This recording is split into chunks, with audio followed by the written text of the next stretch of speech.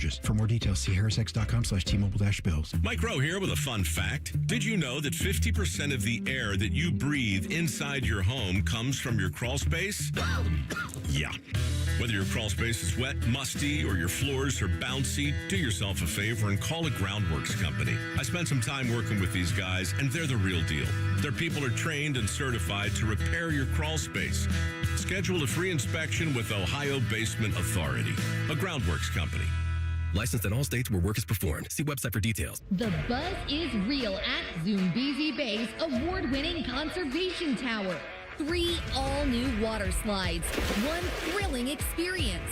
Make your splash at ZoombeziBay.com.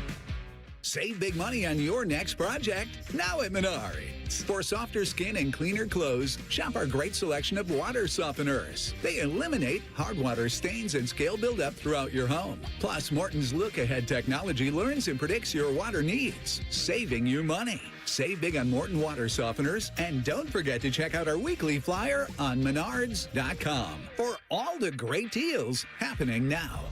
Save big money at Menards. Dip it, dunk it, smother it. It's queso gone wild at Hothead Burritos. Try our new loaded potatoes covered in queso and topped off with hardwood smoked bacon, burritos, bowls, nachos, and more. Hothead Burritos. Get up and get you some queso. Hey, it's Bo Bishop here. If you've been thinking about an RV, now is the time at RCD RV. They've got over 850 RVs in stock. Motorhomes, fifth wheels, travel trailers from trusted brands like Cougar, Georgetown, Springdale, Forest River, and Salem. Trade values are sky high right now, and every RV purchase from RCD RV comes with a $500 ODNR gift card for your next Ohio State Park getaway. This limited time event ends June 27th, so don't wait. Visit RCD RV or shop now at rcdrv.com.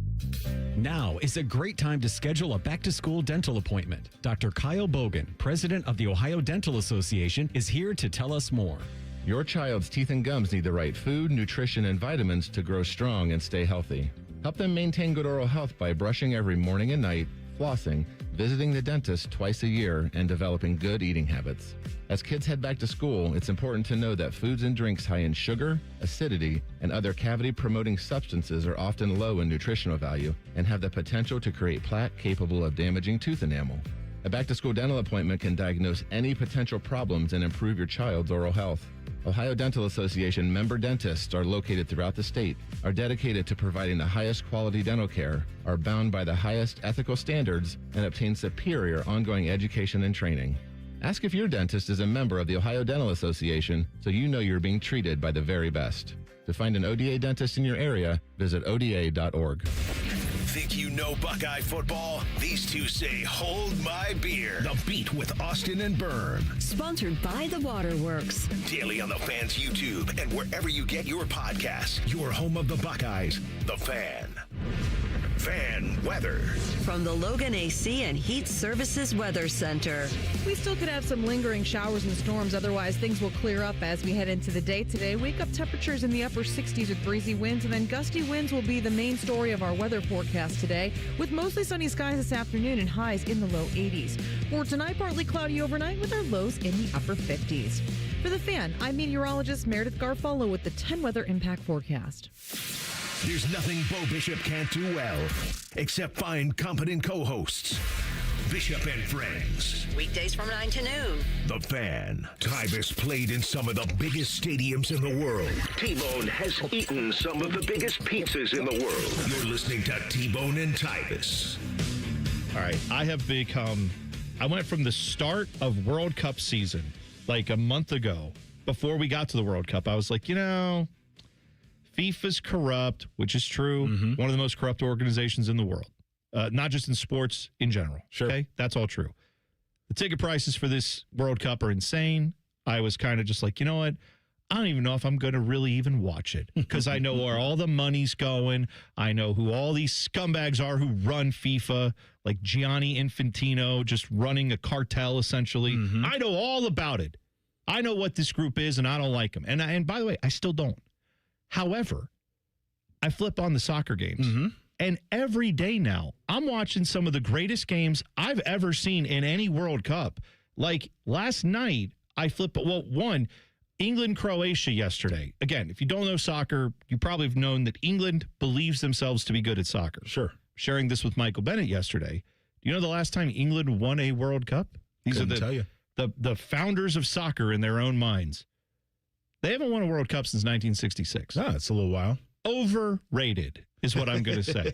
However, they always come in. They have the most talent of any country. They are one of the 2 or 3 most talented rosters pretty much every year.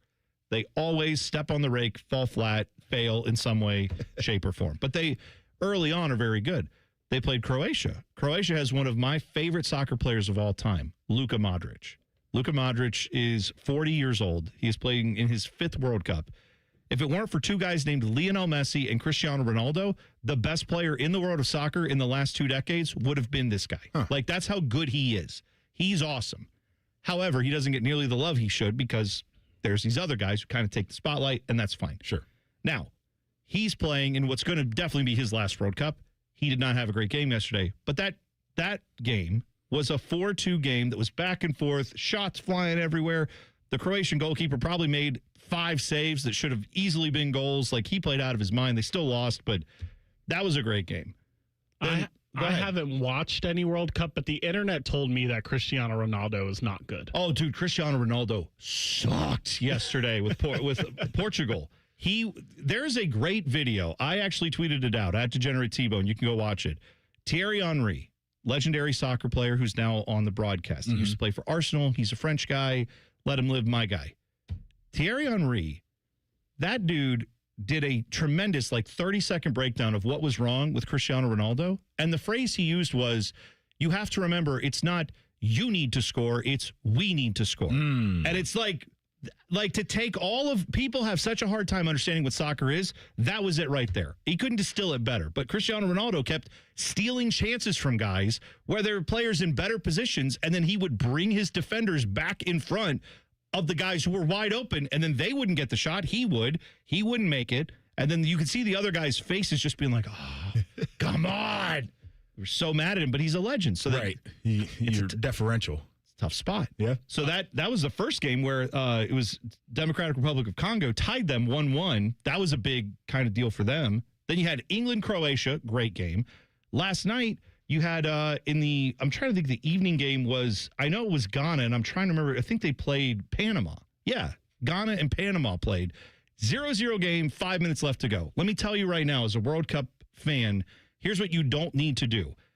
Do not necessarily watch the first 80 minutes of a game if it ends up being 0-0. I know we can't predict these things, but if you see it's 0-0, you could tune out. But if at minute 85 it's 0-0, flip it on.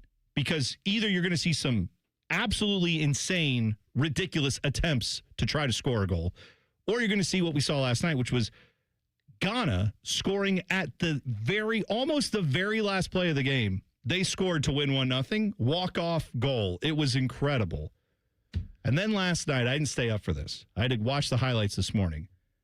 But my guy, Cucho Hernandez, former crew player. Oh, yeah. Playing for his country, Colombia. They go out and they beat Uzbekistan 3-1. And in this game, it was 2-1 for a good portion of the game. Uzbekistan at the end was trying to score. They had a couple great chances that almost went in. Could have tied the game. Probably should have tied the game. And then Cucho made one of the greatest. I sent it to you. One of the best individual plays I've ever seen on a soccer field to win the ball. Tough guy. He got trucked, yeah. Did he not? Got right up, didn't flop, didn't foul, didn't grab his ankle, got up, and then played through the physicality and hit a banger of a cross that got headed home for the basically game-sealing goal, 3-1. I'm telling you, I got World Cup fever. What I'm saying is I'm the most cynical person in the world when it comes to FIFA. But I'm watching these games, and I'm like, I can't deny this is a blast for me as a soccer fan. I'm loving every minute of this. So I want to run something back because on Monday, before I left for my little trip, you mentioned that if you wanted to put in some prop bets, Well, Spain, they're playing Cape Verde. It's going to be like 13-1. Well, I thought take some overs on some of the players in that game. I thought so. Who's your guy from Spain? Oh, Lamine Yamal. Yes. He's not just my guy. He's anyone who's watched soccer. This dude's he's a beast. He's great. Well, I was sitting. But he was hurt. He was hurt, and he was on the bench, and he came in halfway through the game. You still told us to take. I did, and I was totally. I was wrong. sitting at a bar, drinking a martini. I'm like, let me check some of these scores. What did Spain do today? See if my big parlay hit. Oh, did you put a parlay? No, of course I didn't. Okay, good. Yeah, he's not Tyvis. Thank God. I feel so bad. I really do. I was gonna blow up the group chat, but I'm like, let me not. No. It's you easily could have given. I had people hitting me up. It was like, thanks, buddy. I put my rent payment up on that. I was like, that's on you. I didn't tell you to put a rent on it. I was just. By the way, last week I gave out a Scotty Scheffler bet that did not hit. You gave out that bet, Joshua. You might have to save our listeners this week. Yeah, you may have to formulate something between today and tomorrow. Just come up with something that maybe is a good idea. No. Now, I also realize that, like, as much as I'm excited about the World Cup, I know it's not everybody else's bag. Like, I know, Dylan, you've said you have not watched a second of the World Cup. Still haven't. Have you checked in, Joshua? I've watched a few seconds. I've been in. I've been in places where it's on. It's on. Right? Okay, so I'll look up at the television like a regular human. Right. And doesn't move me necessarily, but the people around me are moved, and that's fine. Yeah, that's what I like, and I agree with it. That usually is what makes it good if you're not a soccer fan. If you're around people who like it, yes, it helps you understand the game. At least it helped me when I wasn't a soccer fan. Helped me understand the game. See, tomorrow I might force myself to go to an atmosphere where Team USA is playing that will make me enjoy the game. Yeah, that's what's going well for Team USA. I promise you, I've told this story before. The reason I got into soccer at any way, shape, or form, other than like we went to crew games when I was in high school, but I went to it like I would go to the rodeo. I just be like, oh, this is neat. Stay on the bull, I guess. That's the rule here. Like, score a goal. Like, I didn't know anything about the sport. I knew the basics of like try to score, keep them from scoring. But I went to the World Cup viewing parties in 2002. Me and a couple of my buddies, my brother went. Crew Stadium hosted a bunch of these. They used to have tents, like big, like you would have it like a fair or festival or something that are like set up permanently for a few months to be there. But they had big screen TVs. I think it was like Value City furniture set up like couches and Barca loungers and recliners, and like they had big screen TVs and all that stuff, and then free soda, free like hot dogs and popcorn. If you wanted alcohol, you had to pay for that, of course. But everything else was pretty much free, and you could just go there. Thing was, these games were at 2:00 in the morning, 5:00 in the morning, because it was in Japan, and South Korea. And so we went to these games. That we went for U.S. games, but we would get there early and watch like the game before. And I found like I don't remember what countries were there, but like. If Mexico was, I know Mexico was there. If Mexico was playing, there were like 100 Mexico fans. And so we got to watch with them, and it was like, man, we're rivals. Right. But I love watching the passion, and it taught me how to watch the game. Because I would see something that I thought was nothing happening, and you would hear these fans go, ah! And they're all losing their mind. And you see on the replay, like, oh, there was a guy that, like, if he would have passed it, right here, that guy was open, and they didn't pass it, and they're yelling at, because then all the guy did was just dribble around, and then eventually the ball goes out of bounds, and I'm like, well, this is boring, nothing happened, and these guys are all like cussing him out because he didn't pass the ball when he should have, and that's how I learned the game a little bit. A little bit was from watching that. So, but I do realize, I say all that to say, I feel the way a lot of people do about the World Cup, who are like, I just don't know, I don't care, it's not my thing. U.S. Open starts today, and I got to tell you, if you are someone who did not relate to any of the last 10 minutes of me talking soccer, but you love golf, just know that we are simpatico on that. Like, we're the opposite way, where it's like U.S. Opens today. I just hope everybody has a good time. I just hope everybody does a great time. I hope you enjoy it. If you're going, where is it? Shinnecock? Yes. Yeah, it's a great place. In New York. Is that where that is? Yeah. Not New England. No, not New England. No. Yeah, Buffalo, not in New England, right? Like if you're in, just because the state of New York, there's no way that's New England. All right. Is it possible to make the case that Ryan Day is better than Urban Meyer? Well, someone's trying to do that. You'll hear from them in 2 minutes. T-Bone and Tyvis on The Fan. Fan Traffic.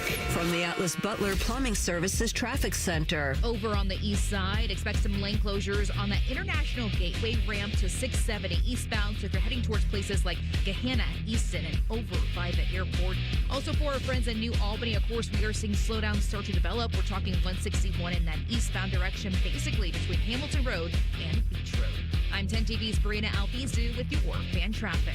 What can ADP do for small business? We help answer the business questions, like how do you track employee time? How do you do payroll taxes? Or what does compliance even mean? So small businesses can focus on bigger questions. Now florists can ask, can we invent another holiday to sell bouquets? Pizza shops can ask, how do we stuff a calzone into a pizza crust? And pool cleaners can ask, what is that thing in the filter? These are the questions you can focus on when ADP takes care of the business of your small business. ADP for small business. Hey, it's Austin Ward. Listen to The Beat with Austin and Byrne, now powered by the Waterworks and Header Heating, Cooling, and Plumbing. Get the latest Buckeye news, insights, and unbeatable analysis every day. Don't miss a moment. Stream The Beat with Austin and Byrne, sponsored by the Waterworks and Header Heating, Cooling, and Plumbing. Start your summer off right with a brand new 2026 Chevy Trax from McDaniel GM Superstore. Matty Ice here, and this month save up to $3,000 off MSRP or get 3.9% APR for 60 months or lease for just $175 a month for 36 months with $39.98 due at signing. For qualified buyers, terms and conditions apply. See dealer for details. McDaniel GM Superstore is just off Route 23 north on 95 in Marion, or go to McDanielGMSuperstore.com. Chevrolet, together, let's drive. Take a vacation from high interest rates this summer. With a special rate on balance transfers at BMI Federal Credit Union, you can put more money back in your pocket this summer. Visit bmifcu.org/consolidate to transfer your high interest credit cards today. T-Bone and Tyvis is sponsored by Capital Ford of Columbus. Find your dream ride and get approved fast at capitalfordofcolumbus.com. Two men who both know the value of a good hat. You're bald! This is Bone and Tyvis.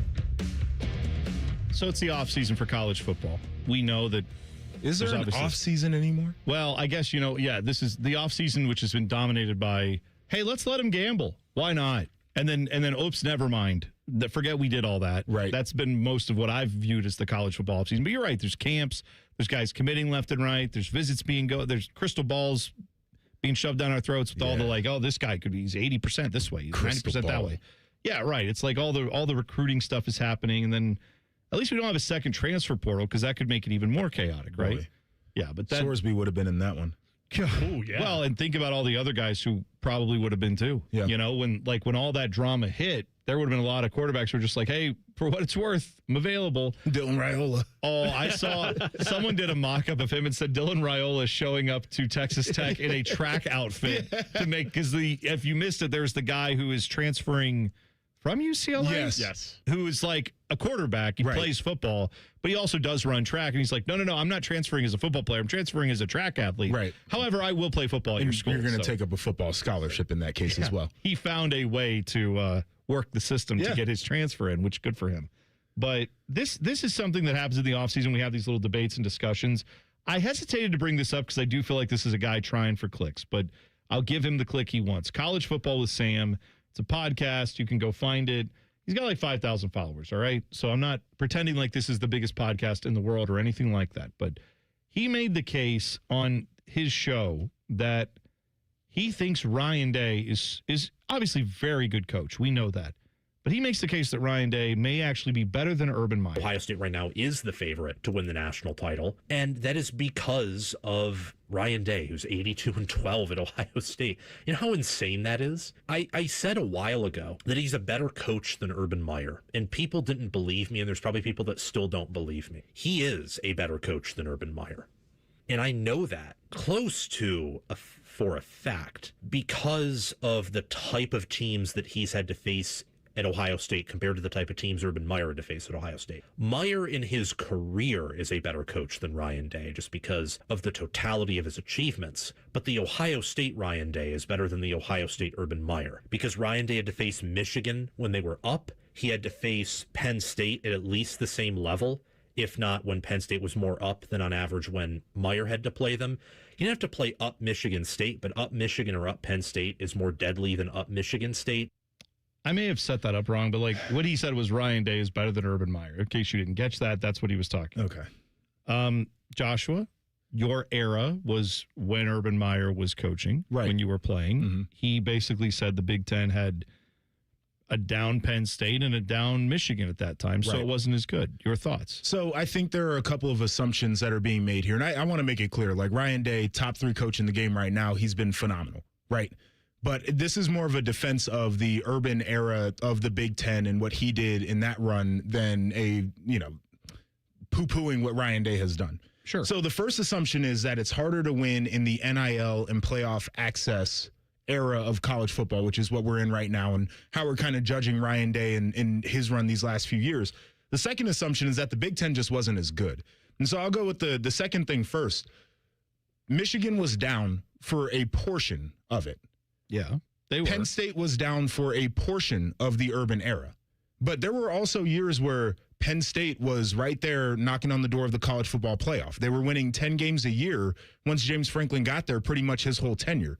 You remember Jim Harbaugh's first year, we went to play Michigan after we lost to Michigan State, by the way, which I'll address them in a sec.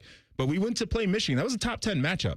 Yeah. In the Big House, right? Yeah. Like Michigan had a team that came to the horseshoe that was winning into the 14 playoff, and Ohio State knocked them out of that, right? So like we talk about, because we saw Michigan at the very height of their powers, no doubt, the last few years, but we talk about that entire era as Michigan was down the whole time they weren't. We talk about it as Penn State was down the whole time they weren't. Then you get to the Michigan State part of this. When I was at Ohio State, we lost 4 games. We lost 2 of those games to Michigan State. And the 2 times we lost to them, it knocked us out of a chance to win a title. That's how good those teams were. They went to a 14 playoff. They won a Rose Bowl. Yeah. And then you get to the Wisconsin part of this. Because it wasn't Michigan and Penn State, people are like, it wasn't as hard. Wisconsin, if you remember, I think it might have been 2017. They were the number 3 team in the country when they played Ohio State in the Big Ten championship. They were winning in the playoff. Yeah. And got knocked out. Yeah. Right? That's Like right. those Wisconsin teams consistently 10, 11, 12 wins. Mm-hmm. So it's just a different way to think about it. But that era, to me, there were really good, really competitive teams in the Big Ten that just weren't the biggest brands. And so we kind of look back and we're like, oh, it wasn't as good. But then there's the other part of this where it's like, is it actually harder to win in this era right now? Well, I still think like, oh, well, Michigan and Penn State were down. It's like, oh, yeah, as opposed to now, Penn State, what do they do? They were just fire their coach because they're so down. Like, what are we talking about? Like, Penn State is not like, oh, but then after that era, Ryan Day's been dealing with the top 2, top 3 Penn State program. 2016 on. They haven't been Penn State good. has been the same. In their playoff appearance, by the way, they had the easiest path anybody could have had. They had SMU, played them in a home game, and then they played Boise State and made it to a semifinal. Yeah. Right? But, like, had they not had that path, who knows? So Right, it was basically the same Penn State To your from point, 2016 on. How many of these teams that are viewed as like not being that good in the Big Ten era, how good, if some of those teams were in a 12-team playoff. Wisconsin would have been in? Absolutely. Michigan State made it in a 14 playoff. Michigan would have been in multiple times. Yes. Penn State would have been in multiple times. Right. Northwestern would have gotten in. Jeez, I didn't even think of that. You didn't think you're about right. that. Yeah, with Pat Fitzgerald, they probably would have had a year or two. They probably would have had a year or two where they would have been in. And so that's kind of what I'm getting to this access era. I think it is harder to string together wins at the end of the year, but we're also seeing where do you feel like there's a true dynasty right now? Because there was also the Alabama-Clemson thing going on.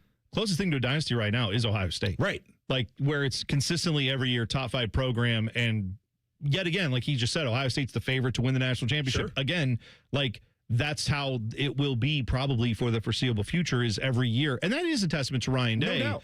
Like he has continued the greatness of this program, but I still think it's very odd that there are some this guy's not a Buckeye fan, from what I understand. This college football with Sam guy, he's just a podcaster, but like there are a lot of Buckeye fans who feel the need to make Ryan Day into, because he's here now, we have to like somehow turn him into the greatest coach of all time. Right. And all I'm saying is there's nothing wrong with just saying Ryan Day is excellent. Yeah. He is excellent. Let's pump the brakes on he's better than, like this guy saying better than Urban Meyer. First off, Ryan Day has only coached college football at Ohio State. Right. When he took the job, who handed him the program that was where that program had been? Urban Meyer. Right. Now, that doesn't mean Ryan Day, the born on third base stuff, whatever. I'm not getting into all that. No. What I'm saying is Ryan Day has taken a program. He was given something that was already. I like cars. It was already. He was given a Ferrari, and he has maintained it. He could have been Kalen DeBoer, where people are like, "Oh man, like this guy is just like we're going backwards." Yes. Like nobody's ever been able to say that this program's gone backwards under Ryan Day. You can compliment Ryan Day absolutely and say he took a finely tuned automobile and maybe even tuned it up more. Has made it even better than it was when it was given to him. That's fair, right? The idea that is harder to do than what Urban did when he went to Bowling Green, when he went to Utah, when he went here, Florida, and then now here where he won between Florida and Ohio State 3 national titles. Ryan Day has a plenty of time left to build that legacy into something. But like the conversation about greatest college football coach of all time involves Nick Saban and Urban Meyer for a reason. Ryan Day is not there yet. Yet is still a thing that allows you to say eventually Ryan Day could get there. But let's just calm down on he's the greatest. He's better than Urban Meyer. I hesitate. I don't think that's where we're at right now. I'll give you one more for Urban too. Is that 2012 season? If we didn't have the bowl bands my freshman year, oh God, yeah, we're playing Notre Dame. Oh yeah, that was Manti Te'o Notre Dame, right? It'd have been 2 titles. Yes, yeah, 100%. Right, it would have been in year. What was that? Year 1 for him? Yeah. So like in year 1, he would have won it. You don't think that would have even further affected the recruiting and every trajectory you guys were already on? And like that to me is a lost year when we talk about his legacy a little bit, just because you couldn't finish it off in the postseason. Yeah. That's exactly it. I don't agree with this guy, and you guys didn't make this point, but I feel like a lot of Ohio State fans, when you say, well, why is Urban Meyer better than Ryan Day? They're immediately going to say 7-0. And to this guy's point, would we perceive Urban Meyer a little bit differently if he had to play some better Michigan teams and he wasn't 7-0 against Michigan? But my argument is we can't have that discussion. We can't have that hypothetical. Well, no. It's we can't live in a world where what probably this guy and other people would say is when Ohio State and Michigan play, what's the first thing everybody says about that game? Throw the records out. Yeah. So you can't have throw the records out argument, and then when a guy goes 7-0 in that game, you're like, oh, well, the records actually show that these were not as good of Michigan teams. It's like, but throw them out, because I've watched plenty of crappy Michigan teams beat this Ohio State team. 7-0 is absolutely something that matters. And I guess the other part of that, too, is like the 2019 Michigan team was bad. 2020, obviously, they ducked it. And then you had the run where Michigan was doing their thing. But you had them as a 3-touchdown favorite. Yeah. Right. Like, so Urban had those kinds of teams and handled them. Yeah. Is the flip side of that conversation too. And once again, like, this is not what Ryan hasn't done well. No. The other part of this is I just don't think the other teams in the conference got the credit for how good they may or may not have been, because Ohio State was just that dominant at the time too. Yeah. And this is still a dominant run for Ohio State. It just looked a little bit different when it was Urban. Yeah, totally. I'm This is nothing against Ryan Day. This is just, let's stop trying to turn Ryan Day's tenure into he's the greatest college football coach of all time. He may end up going down as that eventually. It's harder to win in this era, I think, because of portal and all the other stuff you have. But let's also not forget, which school is going to be in the best position every year when it comes to portal and NIL? Every other school in the country would kill to be Ohio State. It's a system that changes college football, but it makes it better for the schools like Ohio State, if anything, not worse. Dabo Swinney is ready to fix college football. We'll tell you what he thinks needs to happen to this broken system. Coming up next, T-Bone and Tyvis on The Fan. Fan traffic. From the Atlas Butler Plumbing Services Traffic Center. All lanes still completely closed as you're heading towards downtown. We're talking 70 westbound, passing that 70 and 71 split.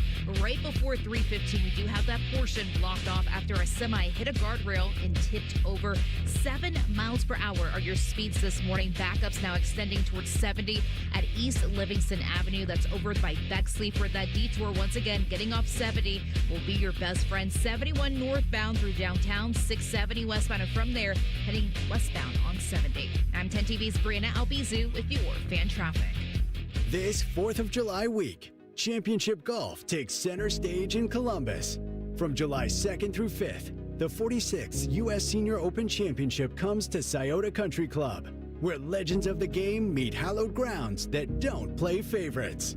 Feel the energy, the tradition, and the pressure of championship golf at its finest. Be there for every moment. Tickets are available now on SeatGeek. There's this thing repair people do nowadays. Mapo's Plumbing. Sure. We do have a dispatch fee. It's $1 zillion. A dispatch fee, a trip charge, going out to your house bill. Bippity bing bong electrical. Our trip charge is a nice new car. But not Apex Pros, the pros who knows. When you call Apex for repairs on your AC, plumbing, or electric, there's no dispatch fee. Thank you for calling Apex Pros. Why would we? Kinda silly to ask for money before we do anything, isn't it? We give you an upfront price only after we know what's really going on. We think it's the right thing to do, instead of... Slappy's AC, electric, plumbing, dry cleaning, haberdashery, and chiropractic. Of course we charge to come out. $1 kajillion, 3 diamond rings, and 2 exotic pets. Apex Pros. Never a dispatch fee. Examples of competitive rates may have been slightly exaggerated. Columbus loves Apex Pros. The pros who knows. ApexPros.com. Hey, Columbus, what if you could buy a new Ford at the exact price a Ford employee pays? No markup, no haggling, just straight employee pricing for everybody. Right now, Capital Ford of Columbus, get that deal on almost every new F-150, Super Duty, Explorer, Mustang, and more. That's thousands in savings on Capital Ford's best-selling trucks and SUVs. This deal will expire soon. Come to Capital Ford of Columbus today and drive home happy with employee pricing. Visit CapitalFordofColumbus.com today, where we are priced for you. Whoa, what's all this? These screens, the food? All for the game, bro. Dude, let us pitch in. No need. I've got it all covered. With T-Mobile, I'm saving $1,000 bundling my wireless and internet. No way. Really? Yep, and the price of my plan won't change for 5 years. Wow, I'm definitely switching to T-Mobile. Goal!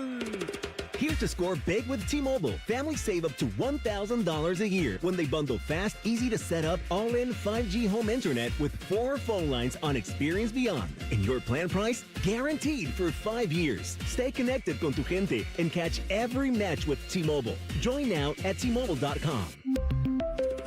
Price guarantee on talk, tax, and data. Exclusions like taxes and fees apply. Savings based on third line free via monthly bill credits. Internet discount with $15 in monthly bill credits and auto-pay discount. Qualifying credit required. Credits may take up to 2 bill cycles and will stop if you cancel any lines or change plans. Get in the zone, AutoZone. Rain on game day doesn't faze Dave. He's already got his poncho. Just needs to do something about those wipers. So Dave heads to AutoZone, Welcome to AutoZone. where a friendly AutoZoner helps him get premium quiet wipers and some hand warmers. You're all set. Now, if only his team can handle the elements as well as his new wipers. Get wipers, glass cleaner, and more with no hassles, just help at AutoZone. Get in the zone, AutoZone. There's a pill version of Ozempic. Hello, I'm Ozempic. And I'm other GLP-1s kind of like him. Hey, did I hear there's a pill version of Ozempic? Yep, you sure did. Ask your doctor about which FDA-approved uses of the Ozempic pen or pill may be right for you. Call 1-833-OZEMPIC or visit Ozempic.com to view the medication guide and learn more about Ozempic semaglutide tablets 9 milligrams and Ozempic semaglutide injection 2 milligrams. There's a pill version of Ozempic. If only there was a radio show that constantly talked about Ohio State athletics. Well, good news. It's real, baby. The Buckeye Show. Weeknights at 6. Proud to be your flagship home of the Buckeyes, The Fan, Ohio sports destination. All your favorite fan shows are available when you want them. Head to 971thefan.com and hit that subscribe button. The Fan, Ohio sports destination. One of these men was prom king. The other is Tyvis. You're listening to T-Bone and Tyvis. Joshua Perry is in for Tyvis, and Joshua loves himself some British food TV. Because you're sending us to the group chat, like, videos from now British accounts where, what is the thing, the potato that they do? The jacket potato. Jacket potato. Not jackets time, not blue jacket potato. No, this is not, I don't know. This is not like Mark Denis is putting together a potato. Like, would you like salt and pepper? Plenty. It's they take a potato, baked potato, which I can get behind some of this. Yeah. They have these trucks, like food trucks, where they'll take a potato, they'll slice it open, and they'll say, what do you want in it? They'll spray some butter in there. That's right. Then they will put in some cheese. Yep. And you're like, all right, this is looking good. And then they will take a big dollop of their baked beans. A dollop doesn't even do it ladle justice. They pour just baked beans all over it. And then sometimes they'll be like, oh, yes, and I'd like the tuna. Oh. The tuna. Oh, God. Ugh. No, I'm out on all of that. And it's not like, are you talking like perhaps like some seared tuna, like an elevate? No. This is out of a can, and it's like, it might not even be tuna. It might be like tuna cat food. It might be tuna salad. Yeah. Like it might be like it's cat food. Yeah, and it's just like they put an ice cream scoop of it right on top, and you got all this hot melty goodness, and then cold tuna. Blah. I saw one where this guy comes in and he gets a chip buddy, right? The sandwich with the French fries French and fries butter on a sandwich. on a right? sandwich. Yeah. Then they smear mushy peas in it. Mushy peas. Batter it and fry it. Go to hell. Damn. Yeah.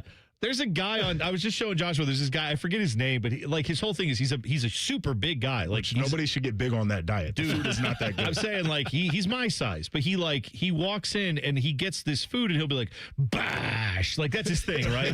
But it's so fun because they'll have him like ordering, he'll like, do you want some Chinese? You want some Chinese? Have a little takeout Chinese. And then he'll order, it's like, yeah, I want 2 of the Kung Pao chicken, want 2 of the teriyaki chicken, want a couple General Tso's. And it's just like, it's just so funny hearing him say it. I don't know why it makes me laugh, but at the end of it, the guy gets like 2-3 bags of food and then he's like eating all of it himself. And I'm like, well, that's why you're getting big, because they have other food there. Because if you were living on peas and meat pies, there's no way you couldn't stomach all this food. Little beef mince. Yeah, beef mince. My girlfriend's a big Harry Potter fan, so we have aspirations to visiting London and doing all the Harry Potter stuff. Right. But ever since Joshua's been sending me all this stuff, I'm like, we need to have a serious diet plan when we go to London. Like, because Common Man in the Afternoon says that like people that have like Joshua's take, they just don't go to the right spots.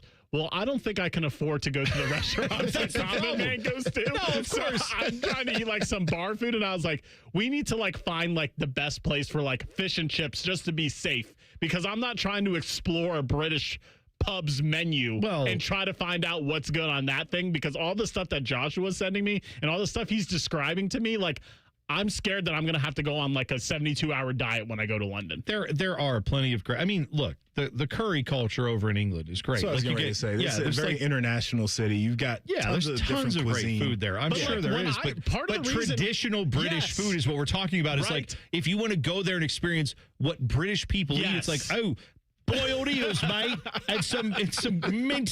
What is that thing that they have? It's like mint gravy. Yeah. It's like green.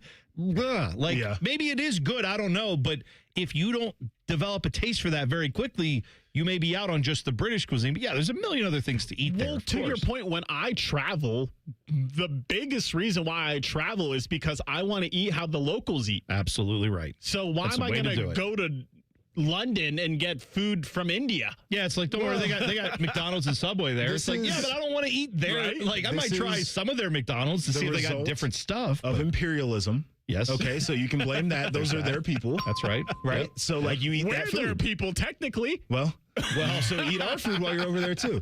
Get you some fish and chips. That's fine. And then, like, explore all the other cultural foods around there. I did see, because I'm still just eating all of these videos up of people coming here for the World Cup from different countries and checking out, Walmart for the first time. And there were some British people I saw, like, let's do the Buc-ee's then. And they walk in and like the first thing Buc-ee's has is they have T-shirts for Buc-ee's, and it's seasonal, right? So Easter time, they'll have more like pastel colored T-shirts. Well, it's 4th of July, Memorial Day season. So of course they have red, white, and blue stuff.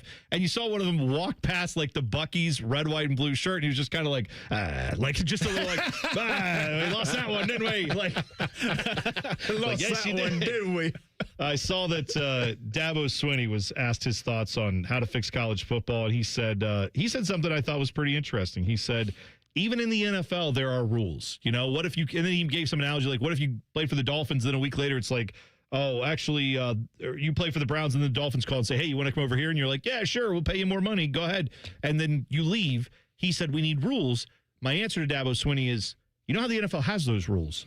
They have something called a CBA. Right. Collectively bargained agreement between the players and the owners as to how the salary structure works. If everybody in college football wants to do that and create a salary structure for players, then you'll have contracts. And I just find it interesting that even the Dabo Swinneys of the world are now kind of saying, like, it might be time. Maybe he doesn't acknowledge it fully, but like, it might be time to just make this Make the players professional, give them contracts, and then we can end all of this Wild West crap. Everybody who is not a player, an agent, or a lawyer is like, yeah, let's do the rules.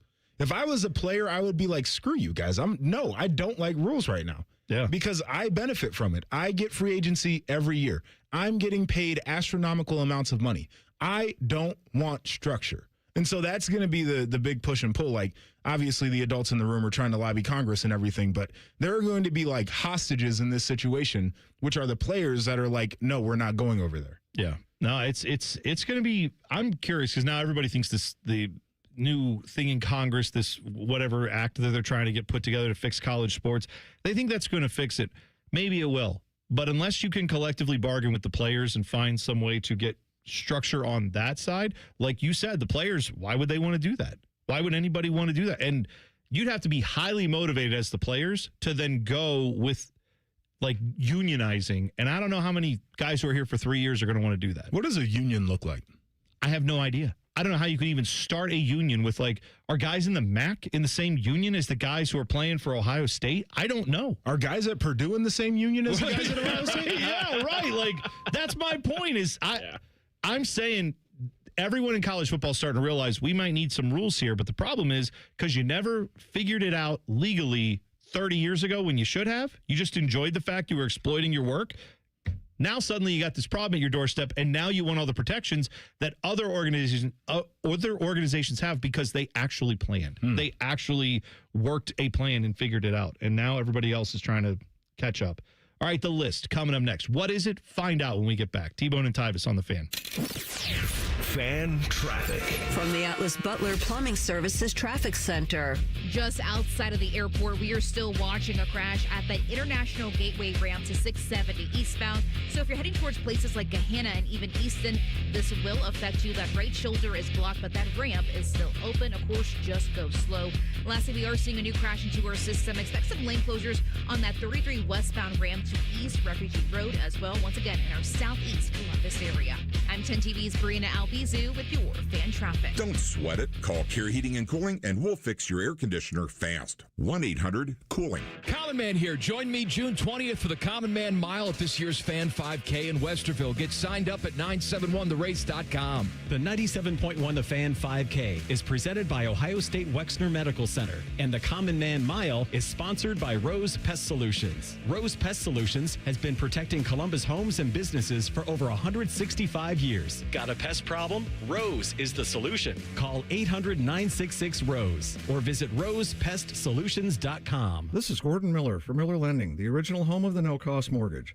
As a third-generation family-owned business, I learned early on the importance of relationships and always looking out for the best interest of the consumer. So back in 1987, I witnessed firsthand how closing costs worked and did not like what I saw. Averaging upwards of $15,000, the cost of refinancing was so high, it prevented borrowers from lowering their payment, while the cash to close on a purchase was doubled. That's insane. So 39 years ago, I developed a loan option without any cost at all. Instead of using your money, we used the lender's money. The result? A zero closing cost mortgage. Fast forward to today, and we've now saved consumers over $500 million in needless fees. So before you hand your money over to your lender, call Miller Lending and see why a no-cost loan is right for you. 877-9-NO-COST, or simply apply online at nocostmortgage.com. Miller Lending is an equal housing lender and MLS number 250-2146. For over 78 years, our family's been part of your love stories. At Diamond Seller, we offer bigger diamonds, better prices, and timeless designs for every chapter of your life. From your first yes to your forever I do, trust the jeweler who knows diamonds best. Visit Diamond Seller today. Your plate is full every morning, thanks to the $6 Tim's Trio from Tim Hortons. Freshly brewed coffee, a hearty breakfast sandwich with a freshly cracked egg, and a daily baked donut. All of that for just $6. Yeah, that is a full plate for sure, but it's one less thing on your plate to worry about. So enjoy it to its fullest. The $6 Tim's Trio, only at your neighborhood Tim Hortons, at participating U.S. restaurants.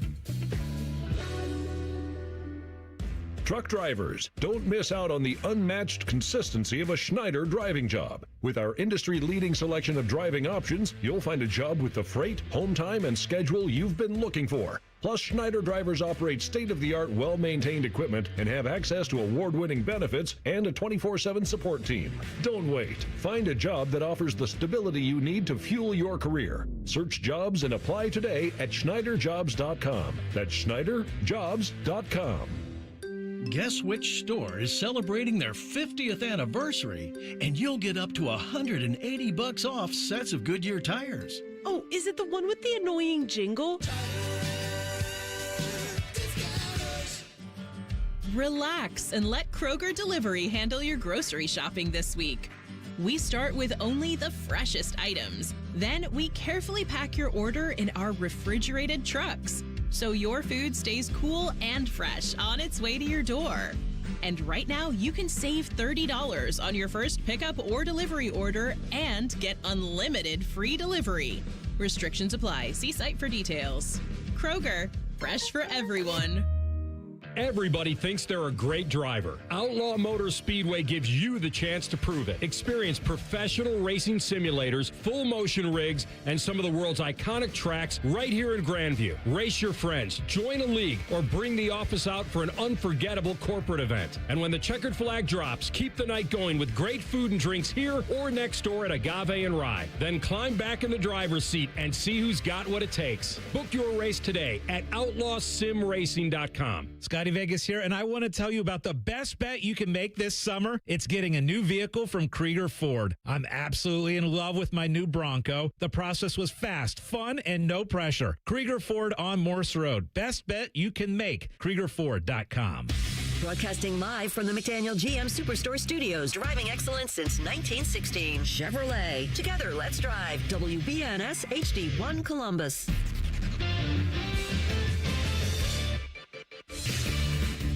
Good morning. I'm Dylan Gonzalez. The Cincinnati Reds were going for a 3-game sweep against the New York Mets in Cincy yesterday, but failed to do so after losing 9-1 to the Metropolitans. The Redlegs have the day off today, but will travel to New York to play the Yankees tomorrow. The Cleveland Guardians also lost yesterday, falling 9-4 to the Brewers in Milwaukee. The Guards will try to avoid a sweep this afternoon with first pitch at 2:10. And the U.S. Open just got underway from Shinnecock Hills in New York. Scotty Scheffler is your betting favorite, followed by Rory McIlroy and John Rahm. This update is sponsored by RCD RV Supercenter. Visit them in Heath, Delaware, and Pataskala or at rcdrv.com. Breaking sports news when it happens right here on The Fan, Ohio's sports destination.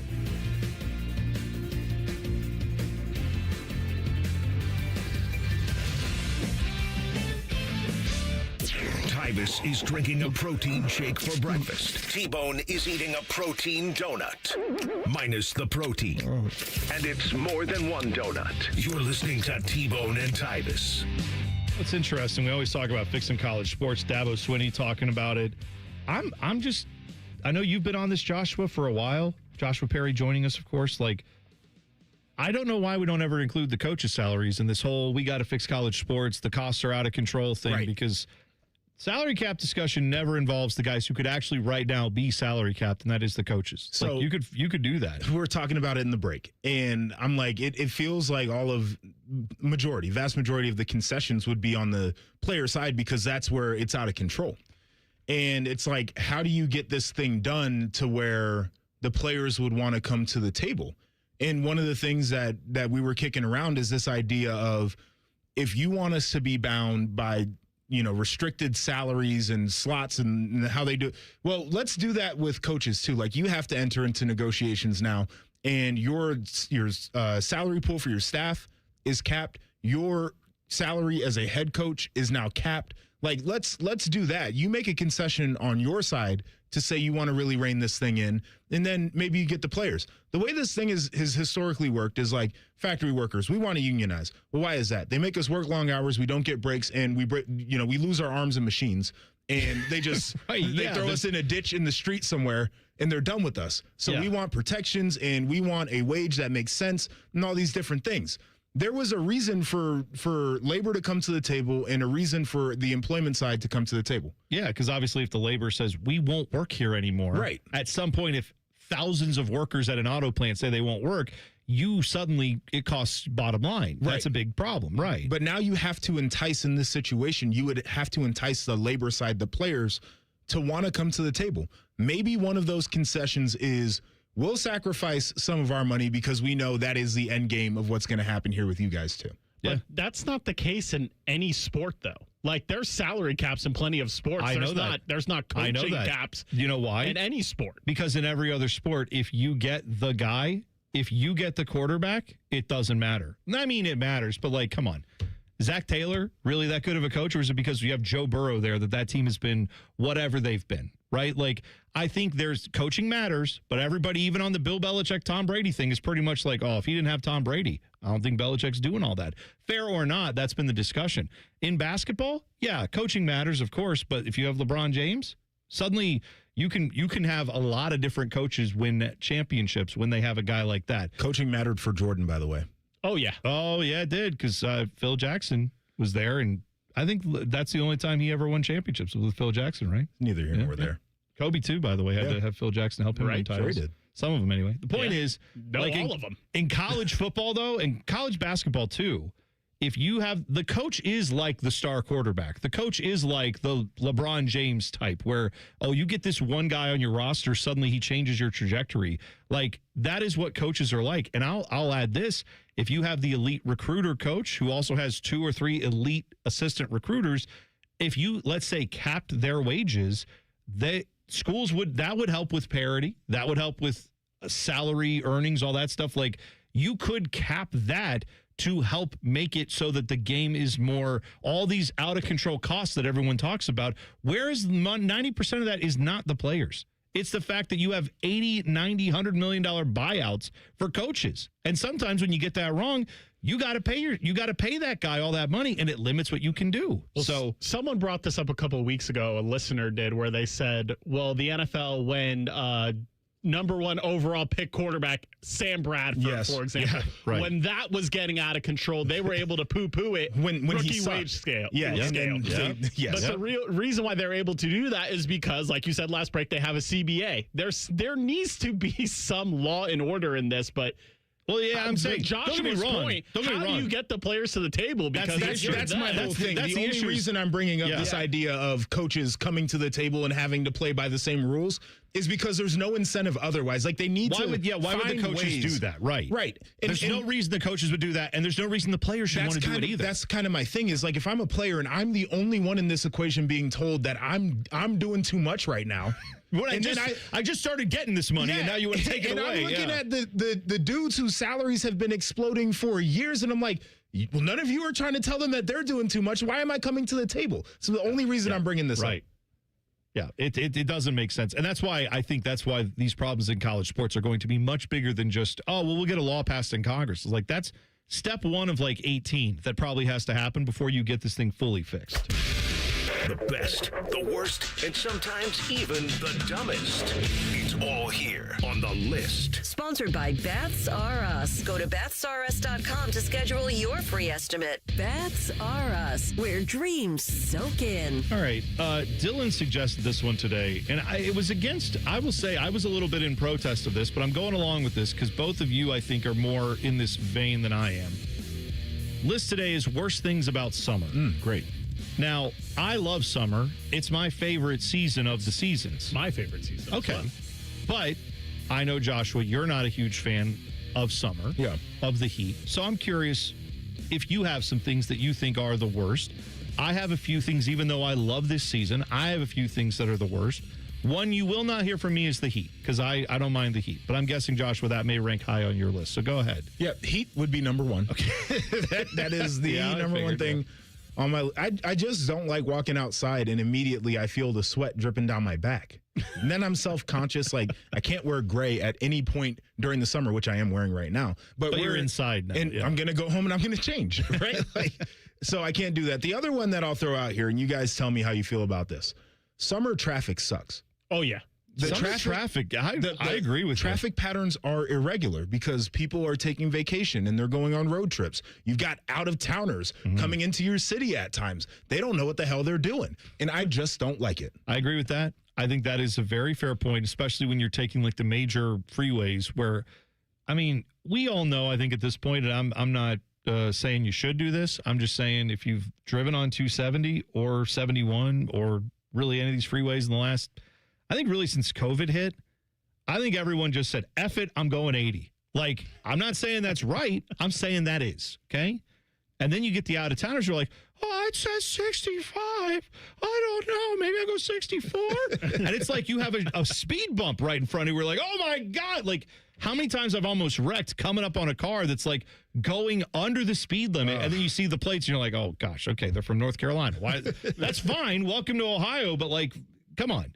In North Carolina, you guys are driving 65? Really? Okay. Good for you if you are. Speaking of almost wrecking, I almost wrecked this morning because I was fighting a mosquito in my car, and that brings up my point of bugs in the summer. It's too much. I love summer, but the bugs are bad, and mosquitoes were on my list.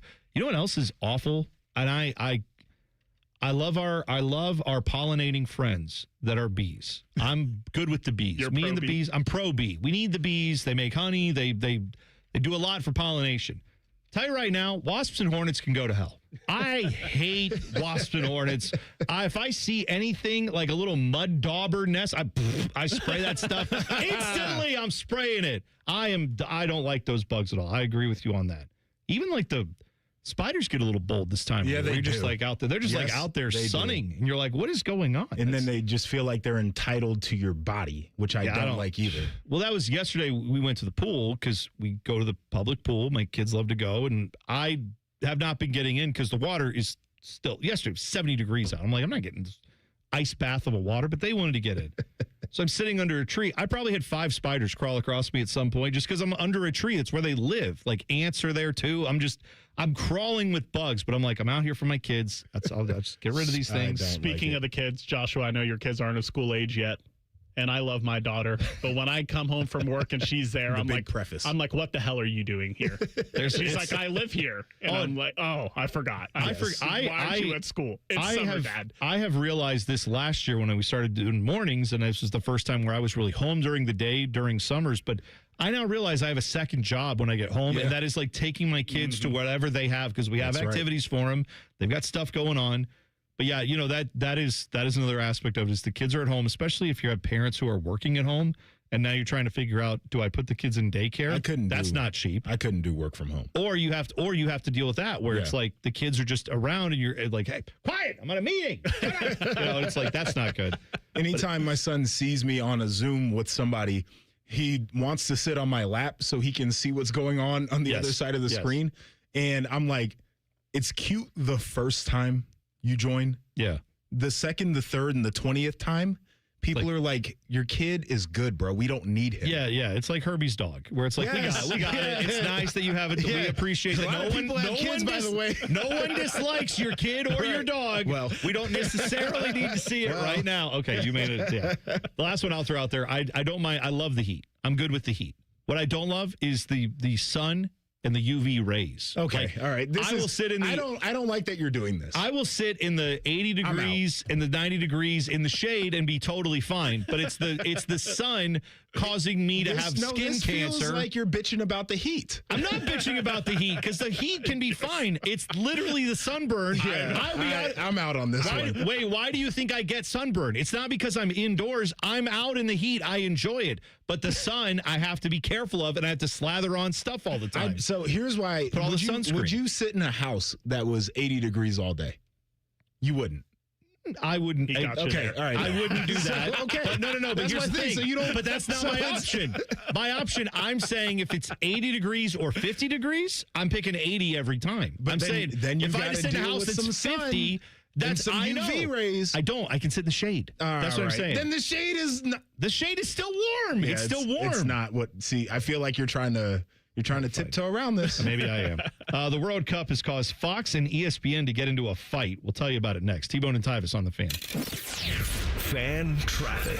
From the Atlas Butler Plumbing Services Traffic Center. Good morning and welcome to your Thursday. Some great news for our East Side drivers. If you're heading downtown right now, all lanes are officially back open after a semi-crash on 70 westbound. It was just past that 70 and 71 split just before you're heading towards places like 315. So great news, as I mentioned before. Still seeing some wet and damp roads, though, and that's happening throughout the metro. Be careful on those ramps. Go slow and be patient. Of course, be mindful of ponding on the sides of the roads as well.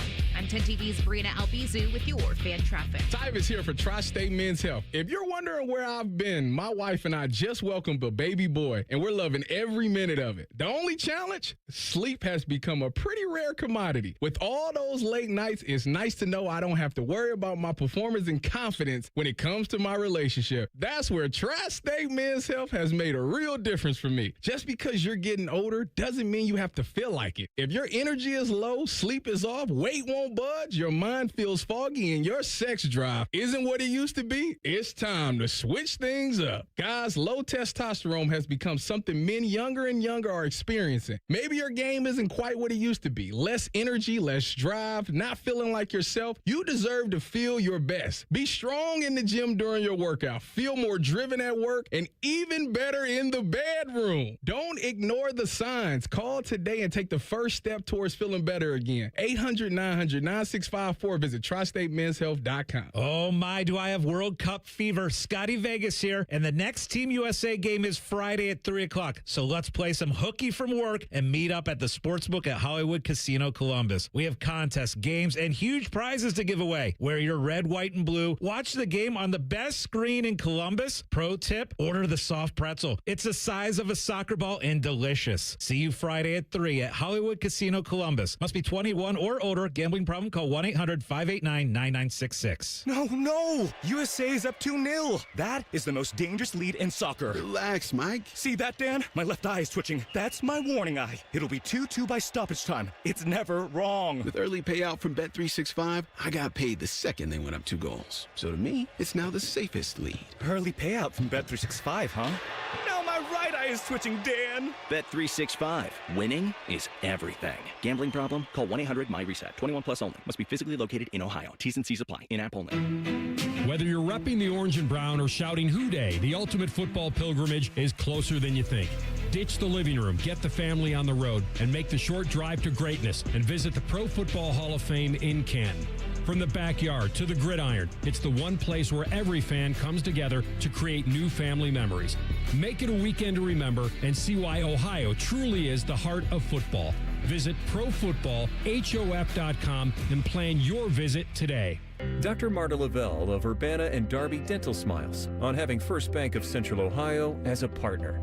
It has been great working with First Bank of Central Ohio. They helped me achieve a huge goal, becoming a business owner. The bank made it so easy. They helped me through the whole process. It's been great ever since. Experience what it's like to be first at First Bank of Central Ohio. Visit fbcentralohio.com for more details. Member FDIC, an equal housing lender. Hey, it's Bo Bishop here. If you've been thinking about an RV, now is the time at RCD RV. They've got over 850 RVs in stock. Motorhomes, fifth wheels, travel trailers from trusted brands like Cougar, Georgetown, Springdale, Forest River, and Salem. Trade values are sky high right now, and every RV purchase from RCD RV comes with a $500 ODNR gift card for your next Ohio State Park getaway. This limited time event ends June 27th, so don't wait. Visit RCD RV or shop now at rcdrv.com. Hey, I'm Ruben. My band and I have a new song we're getting ready to record this weekend. I'm also a tow truck driver. When you move over and slow down, you're not only giving me room to work, you're making sure I get to go home at the end of the day and see my bandmates. Roadside workers have lives and families, but when they're on the job, they put it all on the line to protect and serve us. When you see flashing lights, remember, they're not just roadside workers. Thank you for moving over and slowing down. Planning to buy a home in 2026? Not sure where to start? The Ohio Housing Finance Agency can help. With a step-by-step homebuyer's guide and financial tools, the Ohio Housing Finance Agency can make homeownership part of your future. Eligible homebuyers may qualify for down payment assistance and reduced mortgage interest rates. To see if you qualify and to find a mortgage lender, visit myohiohome.org. Fan weather. From the Logan AC and Heat Services Weather Center. We still could have some lingering showers and storms. Otherwise, things will clear up as we head into the day today. Wake up temperatures in the upper 60s with breezy winds, and then gusty winds will be the main story of our weather forecast today, with mostly sunny skies this afternoon and highs in the low 80s. For tonight, partly cloudy overnight with our lows in the upper 50s. For The Fan, I'm meteorologist Meredith Garfolo with the 10 Weather Impact Forecast. If you've recently seen a photo of an older Baker Mayfield fresh off a bender, it's just Bo Bishop. Bishop and Friends. Weekdays from 9 to noon. The Fan. All of the hair on their heads is slowly migrating to the lower part of their faces. And tracking. This is T-Bone and Tyvis. All right, we got a couple things that fired up the YouTube chat today. One of them is that I said wasps and hornets, who needs them? Tryhards in the chat said they are essential pollinators. Well, they can essentially go to hell. Because I'll save my bee friends. The bees are fine because they don't come after you if you accidentally are like, oh, was there a wasp there? And then the wasp is like, you're my enemy for life. And you're just like, I'm sorry. I didn't mean to. Wasps can go to hell. They're mean. I'm saying a hornet is mean. Bees mostly leave you alone. And they don't come after you. They don't bring all their friends and attack you. Unless you go like into their hive, then they get a little testy. But so I didn't know, though, that they were essential pollinators. If that's the case, then, well, we got to do better. We got to get more bees. Get the hornets and the wasps out of here. Although they also say wasps and hornets are good at controlling garden insects. Are they? Supposedly that's what they do. They hunt insects, hella wasps, hella hornets. See? I don't know. Hella everything. I'm reading the internet. This is what I know it's a vital ecosystem. You can't have any one thing disappear. I feel like the internet lies. And I'm tired of it. The other people that lie are the pest control people. I just had to cut a contract with them. They're like, oh, we're going to come and we're going to make sure you don't have any pests and rodents. And I got more bees, more flies, more ticks than ever before. Oh, see, that's not good. See, that's why you need the people at Rose Pest Control. I think they're the ones that sponsor the Common Man Mile. That is correct. At the 5K this Well, they can hit me up because the one that I had was ass. There you go. By the way, every time you keep bringing up bees, I watched the Bee movie a couple of years ago and actually locked in. That movie is creepy. Jerry Seinfeld doing the Bee movie? Yes. Wasn't he the voice? There is a male bee and a female human that are basically in a romantic relationship, and this is a kid's movie. Oh, yes. I got to tell you, I think I may have watched that accidentally once. Yeah, like one of the kids maybe had it on and they didn't enjoy it, and I've never gone back and watched it again. Like my nephew used to watch it, and I was like, okay, this is distracting him. I don't care. This ain't my kid. Yeah. But when Gianna wanted to watch it, I was like, all right, let me lock in and see what my kid's consuming. That movie is full on creepy. I didn't realize there was a little bee on gal action going on there. That's interesting. Wow. That's 10 out of 10. Don't recommend. Have you heard of the movie Blank 0 Check? out of 10, I guess. No, like a Disney movie that it was what was it a kid? Yeah, that gets a blank check. Yeah, I know I watched this when I was a kid. Okay, so it came out in like '94. This kid gets a check, writes it to himself for $1 million, goes and cashes the check. There was a mix-up because of this crime syndicate. Yes, and so he gets some money. So he buys a whole bunch of stuff, including a castle, which is crazy for $1 million. And so, well, this was the '90s where that actually was. I guess so. You could buy a house for like $12 back then. With some change out of the couch cushions. Yeah. So this FBI agent, this woman, is like, tailing this kid, trying to figure out what's going on. So the kid asks her to go on dates, and she's like, yeah, sure, we'll go on some dates, whatever. They end up busting this crime syndicate. They get to the end of the movie. The kid is like, hey, can we do this again? And she's like, oh, you're a little bit young, maybe in 10 years. And he's like 5 years. And she's like 7. He's like 6 years. And she said, done. He's 11. Okay. So he would be 17 at the point where they would have their next date. That's creepy. Excuse me. She goes in for a kiss at the end of the movie. On an 11-year-old. With the kid? With the kid. Yes. I forgot all about this movie. But now that you're saying this, I remember the scene where they negotiate the time thing. I'd totally forgotten about this. Insane. This reminds me of Big with Tom Hanks. Oh, well. Where he's an adult for most of the movie, but she's like, I like all these things about this guy that makes him totally different. And then at the end of the movie, she finds out that he's a kid. She's like bummed out. Like she still wants to be with them. And she's like, oh, I guess we're going to have to wait. Man, what are we doing? What are we doing? Yeah, I just want to point out in the 90s, there were a lot of parties apparently in private islands where like maybe some of these people who write these movies were like, you know who would like this? Dude. My buddy Jeff. My buddy Jeff is a big fan of this premise. Maybe we'll get this movie financed after trying all. to tell us about Hollywood forever. After all. We'll Jesus. get this movie financed after all. It's man. fine. There was something else that has pissed off the chat. I'll tell you about that in a second. But first, the World Cup has caused Fox and ESPN to get into a really stupid fight. Okay, so Mike McCarthy, not the head coach of the, where is he now? Pittsburgh, right. Sorry, I almost said Dallas Cowboys. That's wrong. This Mike McCarthy writes for Front Office Sports. He said some Fox executives are frustrated that ESPN is apparently giving international soccer the cold shoulder. The reason for this, because Fox has a TV deal for the World Cup. Right. ESPN used to have it up until, I believe, 2018. Fox took it over. And I guess one of the rules you have with FIFA is when you show the World Cup, like you get the exclusive broadcast rights to the highlights, to everything. The other networks can't show highlights until your coverage is off the air. Right. And sometimes that is not until midnight or later. And even then, only certain programs on these other networks can show the highlights, like on ESPN. So, for example, SportsCenter is the only program that can show highlights on ESPN. If you watch any other ESPN show, they won't show highlights. They'll show a picture of like from the game, like a photo. Stills. But then they won't be able to show the actual highlights of the play they're talking about. So naturally, ESPN isn't talking about it as much because they don't have the video rights to it. They're not also the ones who get the money from promoting the World Cup, right? But it's still a news thing. So apparently one unnamed source at Fox said this about ESPN, quote, "We're talking about a historic performance by Team USA. Where the hell was ESPN?" Now, ESPN pushed back in a statement via their PR arm that said, "Our sole focus is providing fans with the most comprehensive coverage of sports across platforms daily. While World Cup footage that can be utilized, blah, blah, blah, is severely limited, ESPN is delivering world-class analysis, journalism, and context in spite of those restrictions."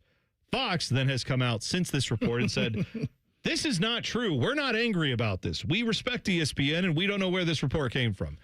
So now everybody's trying to like cover and duck and dodge on all this, but did you see where Awful Announcing jumped in on this? Oh, yeah. What happened with them? They were like, that angry Fox person tried to get us to print this story, and we were like, nah, we're good. So he went to someone else, to Mike McCarthy. Yes. And he was like, "Are you the coach of the Steelers?" And he said, "No, I write for Front Office Sports." He was like, you "Good run enough." this story? Yeah, these TV executives are so They are bizarre. I agree. Yeah, you've dealt with them more than I have, but yeah, that's just, it wouldn't surprise me. This is the thing, like Fox, you can have the rights. You paid all this money. You're getting hundreds of millions of dollars. You're probably going to make off this World Cup. You don't get to tell everyone else how much they have to care about it. Yeah. And I don't want to defend ESPN here at all because I quite honestly don't like ESPN for a lot of the things they do. But welcome to like NHL fans who for years before NHL stuff started back on ESPN when they got the contract, you could go for weeks on ESPN's front page and never see. You could have a team win 20 games in a row, and ESPN would not even have a photo of it, would not talk about it. They'd it was be like, barely go to Turner. Yes, exactly. Because they were like, we don't profit off that. But you would see NBA stuff. You would see the stuff that they profit from, college basketball. So now it's just funny that Fox, if anybody there actually does feel this way, it's like, well, what did you expect? You pushed ESPN out. You bid on it. You got the rights to it. You can't force ESPN to talk about it. Whether or not that's up to ESPN. Let them do their business the way they want to. Sure. I just what are find the highlights worth to them? So the other thing that the chat is mad at us about is apparently we set everybody off by daring to suggest that maybe we should cap coaches' salaries in college football. You want to talk about that a little bit more? Yeah. All right. We'll get into that in the next 2 minutes. T-Bone and Tyvis on the Fan. Fan traffic. From the Atlas Butler Plumbing Services Traffic Center. No crashes to report around the city right now, but we are seeing slowdowns and delays forming, especially over on the east side, just outside of Reynoldsburg in places like Bryce. Of course, we're talking 70 in that westbound direction, getting slow, just passing State Route 256, and right before that, 70 and 270 splits, once again, over on the east side. I'm 10 TV's Brianna Albizu with your fan traffic. The weather in Central Ohio just got better, so why shouldn't your loan rate? CME Federal Credit Union wants to try to beat your current loan rate by 2% on autos and toys. Plus, no payments for 90 days on car loans and 60 days on motorcycles, boats, and more. Go to CMEFCU.org today. At ADP, we know you want your landscape business to succeed, but we don't know anything about landscaping. ADP only knows how to handle the business of your small business. So if ADP focuses on the payroll and the HR, while you focus on the land and the scaping, success should follow. Just don't expect us to know all about Kentucky bluegrass, zero-turn cutting, or what to do with a woodchuck. That's for you to figure out. Let ADP help your small business focus on the part of the business you're good at. ADP for small business. Hey, it's Common Man. Everybody's talking about affordability these days, but the good news is you'll find hundreds of vehicles that fit your budget at GoGermain.com. Drive home in a new sedan starting at just $139 a month. New SUVs from only $189 a month, or a truck for as low as $329. Plus, choose from over 1,700 new and pre-owned vehicles, all priced under $30K, and it's only at GoGermain.com. And with their $1,000 price promise, no one's going to sell you a car for less. Go see my friends today. GoGermain.com. Dip it, dunk it, smother it. It's queso gone wild at Hothead Burritos. Try our new loaded potatoes covered in queso and topped off with hardwood smoked bacon, burritos, bowls, nachos, and more. Hothead Burritos. Get up and get you some queso. T-Bone and Tyvis is sponsored by Capital Ford of Columbus. Find your dream ride and get approved fast at CapitalFordOfColumbus.com. Tyvis says that in all his years being in football locker rooms, he never once looked at another man's junk. He cannot say the same thing about working at this radio station. You're listening to T-Bone and Tyvis. Tyvis will be back on Monday. Joshua Perry is in for Tyvis. And by the way, we're talking about the summer heat. The worst things about summer was our list topic. I know for a lot of you, the way that heat gets after you, it can be bad. And then you've got your AC running constantly. If it never shuts off, that could be for a variety of reasons, but one of them could be because the air is leaking out of your windows. If you've got an older home with original windows in it, maybe you just have the windows that came with your house. Maybe it's a newer build, but it's builder quality windows. You can get upgraded windows from Window Nation right now.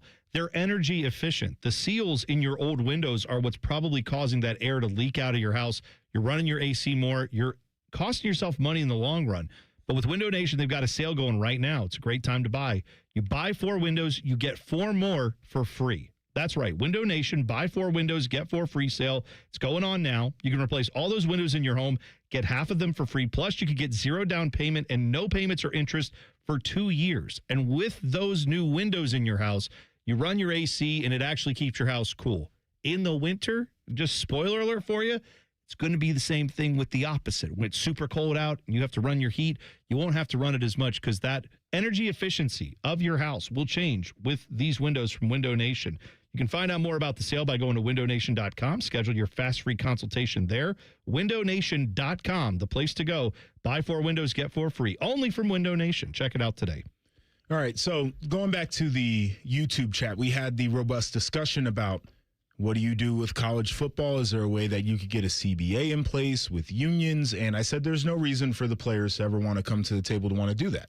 No. So concessions would have to happen in this world. And one of them that was suggested was, well, maybe the coaches say, we'll give up a little bit of our earning potential so we can get you to the table knowing that's what you're going to give up in the end.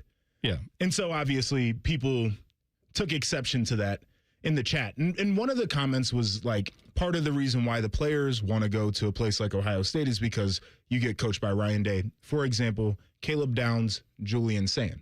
Yeah. In a part of this conversation that we're having, we're living in a world where there is like a hard cap on what you can pay players. Well, this is what everyone in college sports who runs the sport says we need. It's the point of having the CBA, right? The players, to be clear here, right? Like you're saying, the players, what would be their motivation to cap their own earnings when right now, next year, the best quarterback in college football in the transfer portal may not get $6 million, may get $10 million. They might get 10. As long as he doesn't gamble on the game, or even if he does. Still could get a portion of the 10. Right. My point is why would any player right now go and opt into controlling that space? Yes.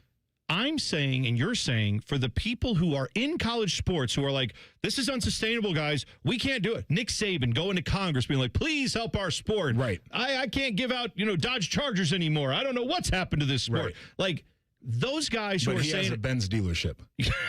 Right. Yeah. Like, those guys are saying we don't know how to control costs. Right. No one goes to the coaches, the ADs, anybody else and says, what if we also limited their What if we set a cap so that you can't give a coach more than $20 million in a buyout? Right.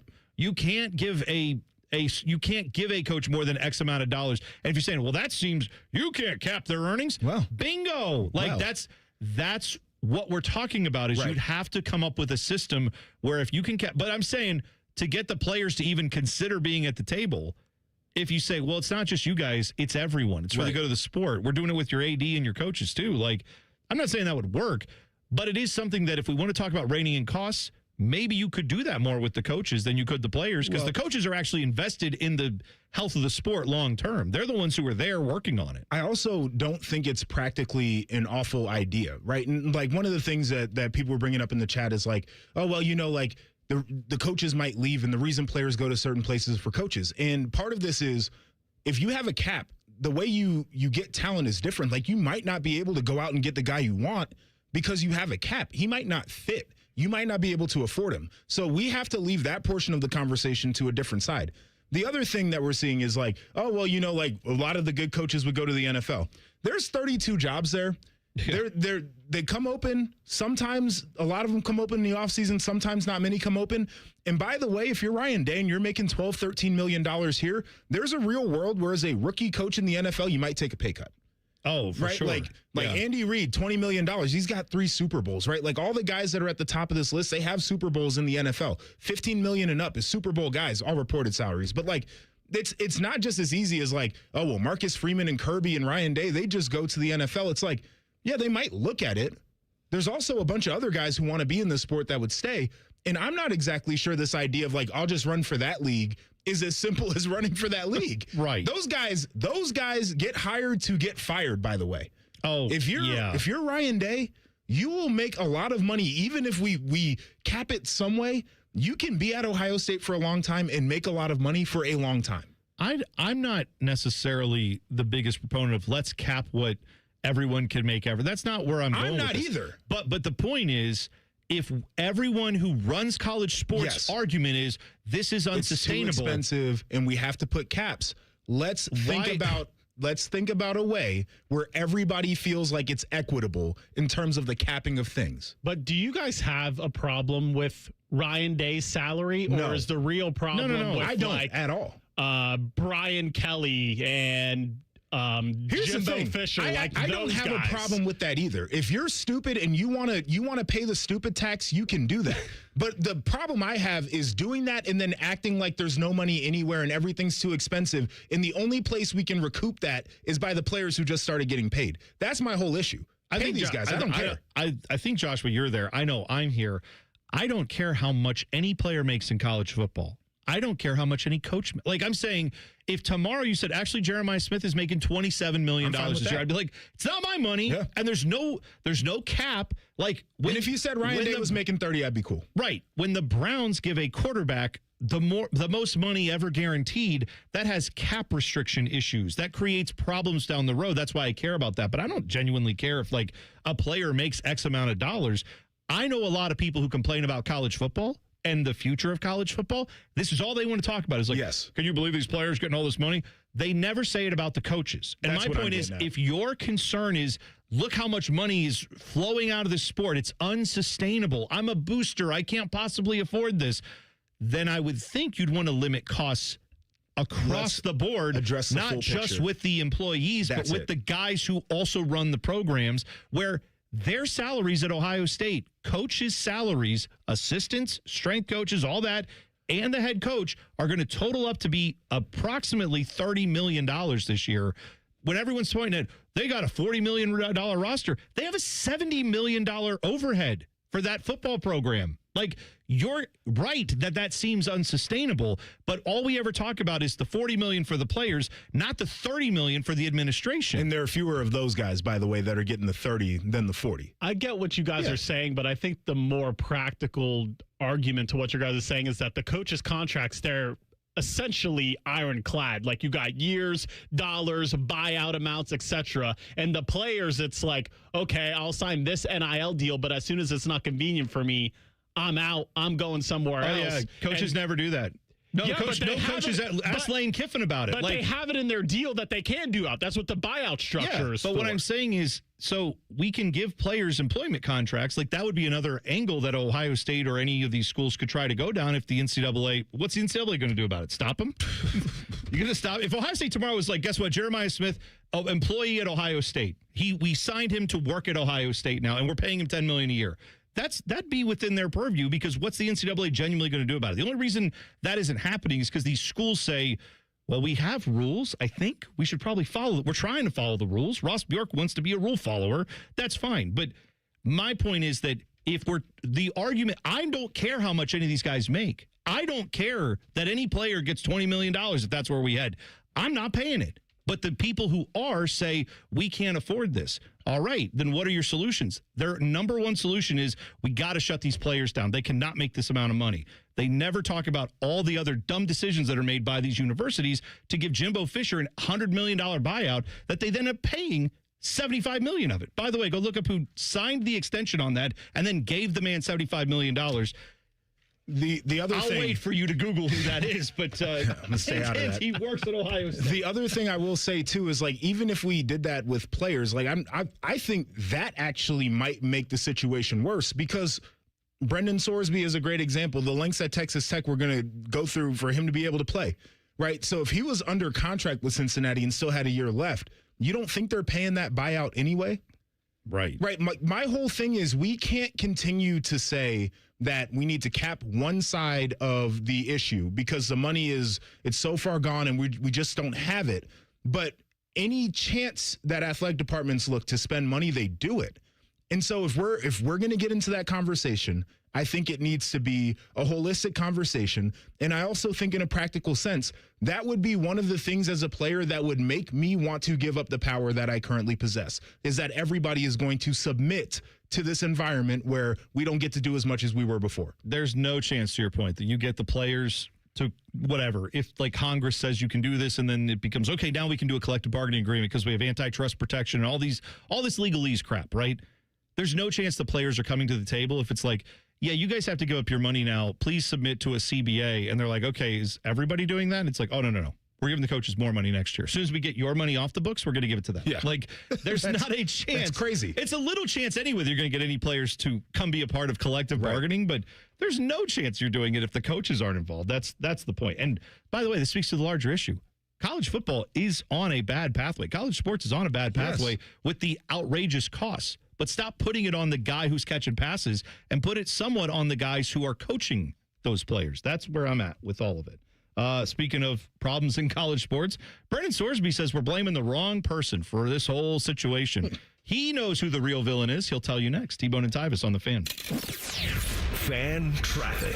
From the Atlas Butler Plumbing Services Traffic Center.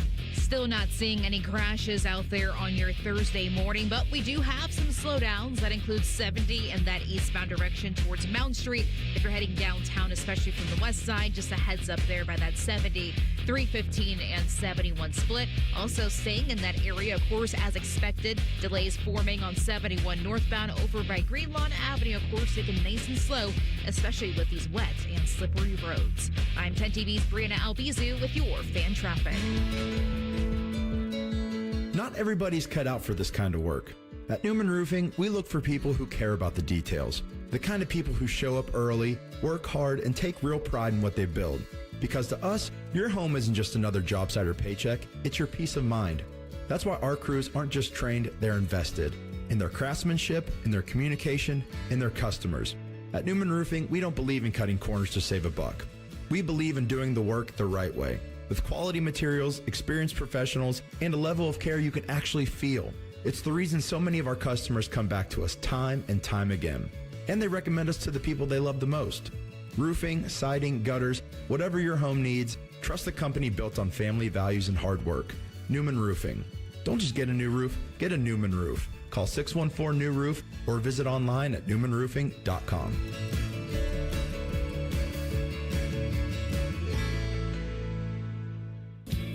No one plans to get into an accident, but when it happens, we strive in making life easier for you. This is Justin Hinderer. The Hinder Motor Company Collision Center is ICAR certified and certified by many manufacturers to provide the best quality repair available. All of our repairs come with a lifetime warranty. We have our own 24/7 towing service so you never have to wait. Plus, we offer on-site rental cars for every lifestyle. At Hinder Motor Company, we love what moves you.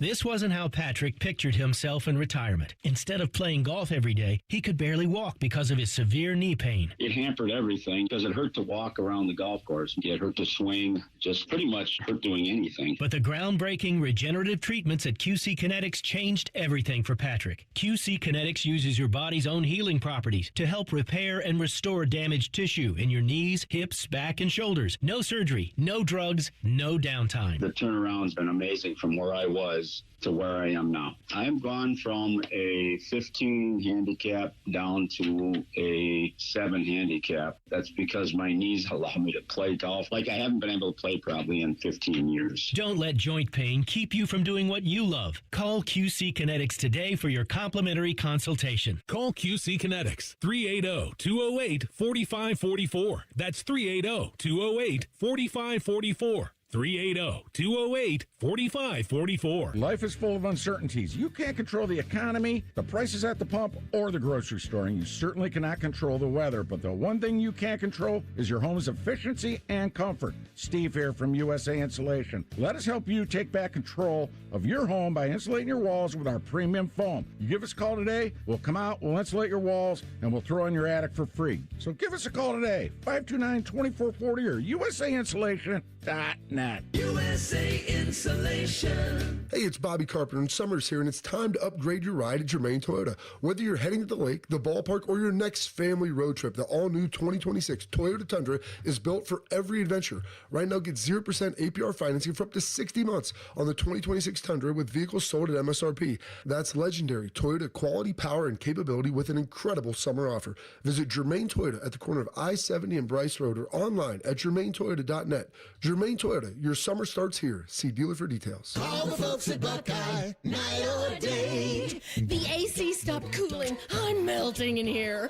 I need someone to come and make this hot air disappear. In a flash, I'll be there to tame the desert air.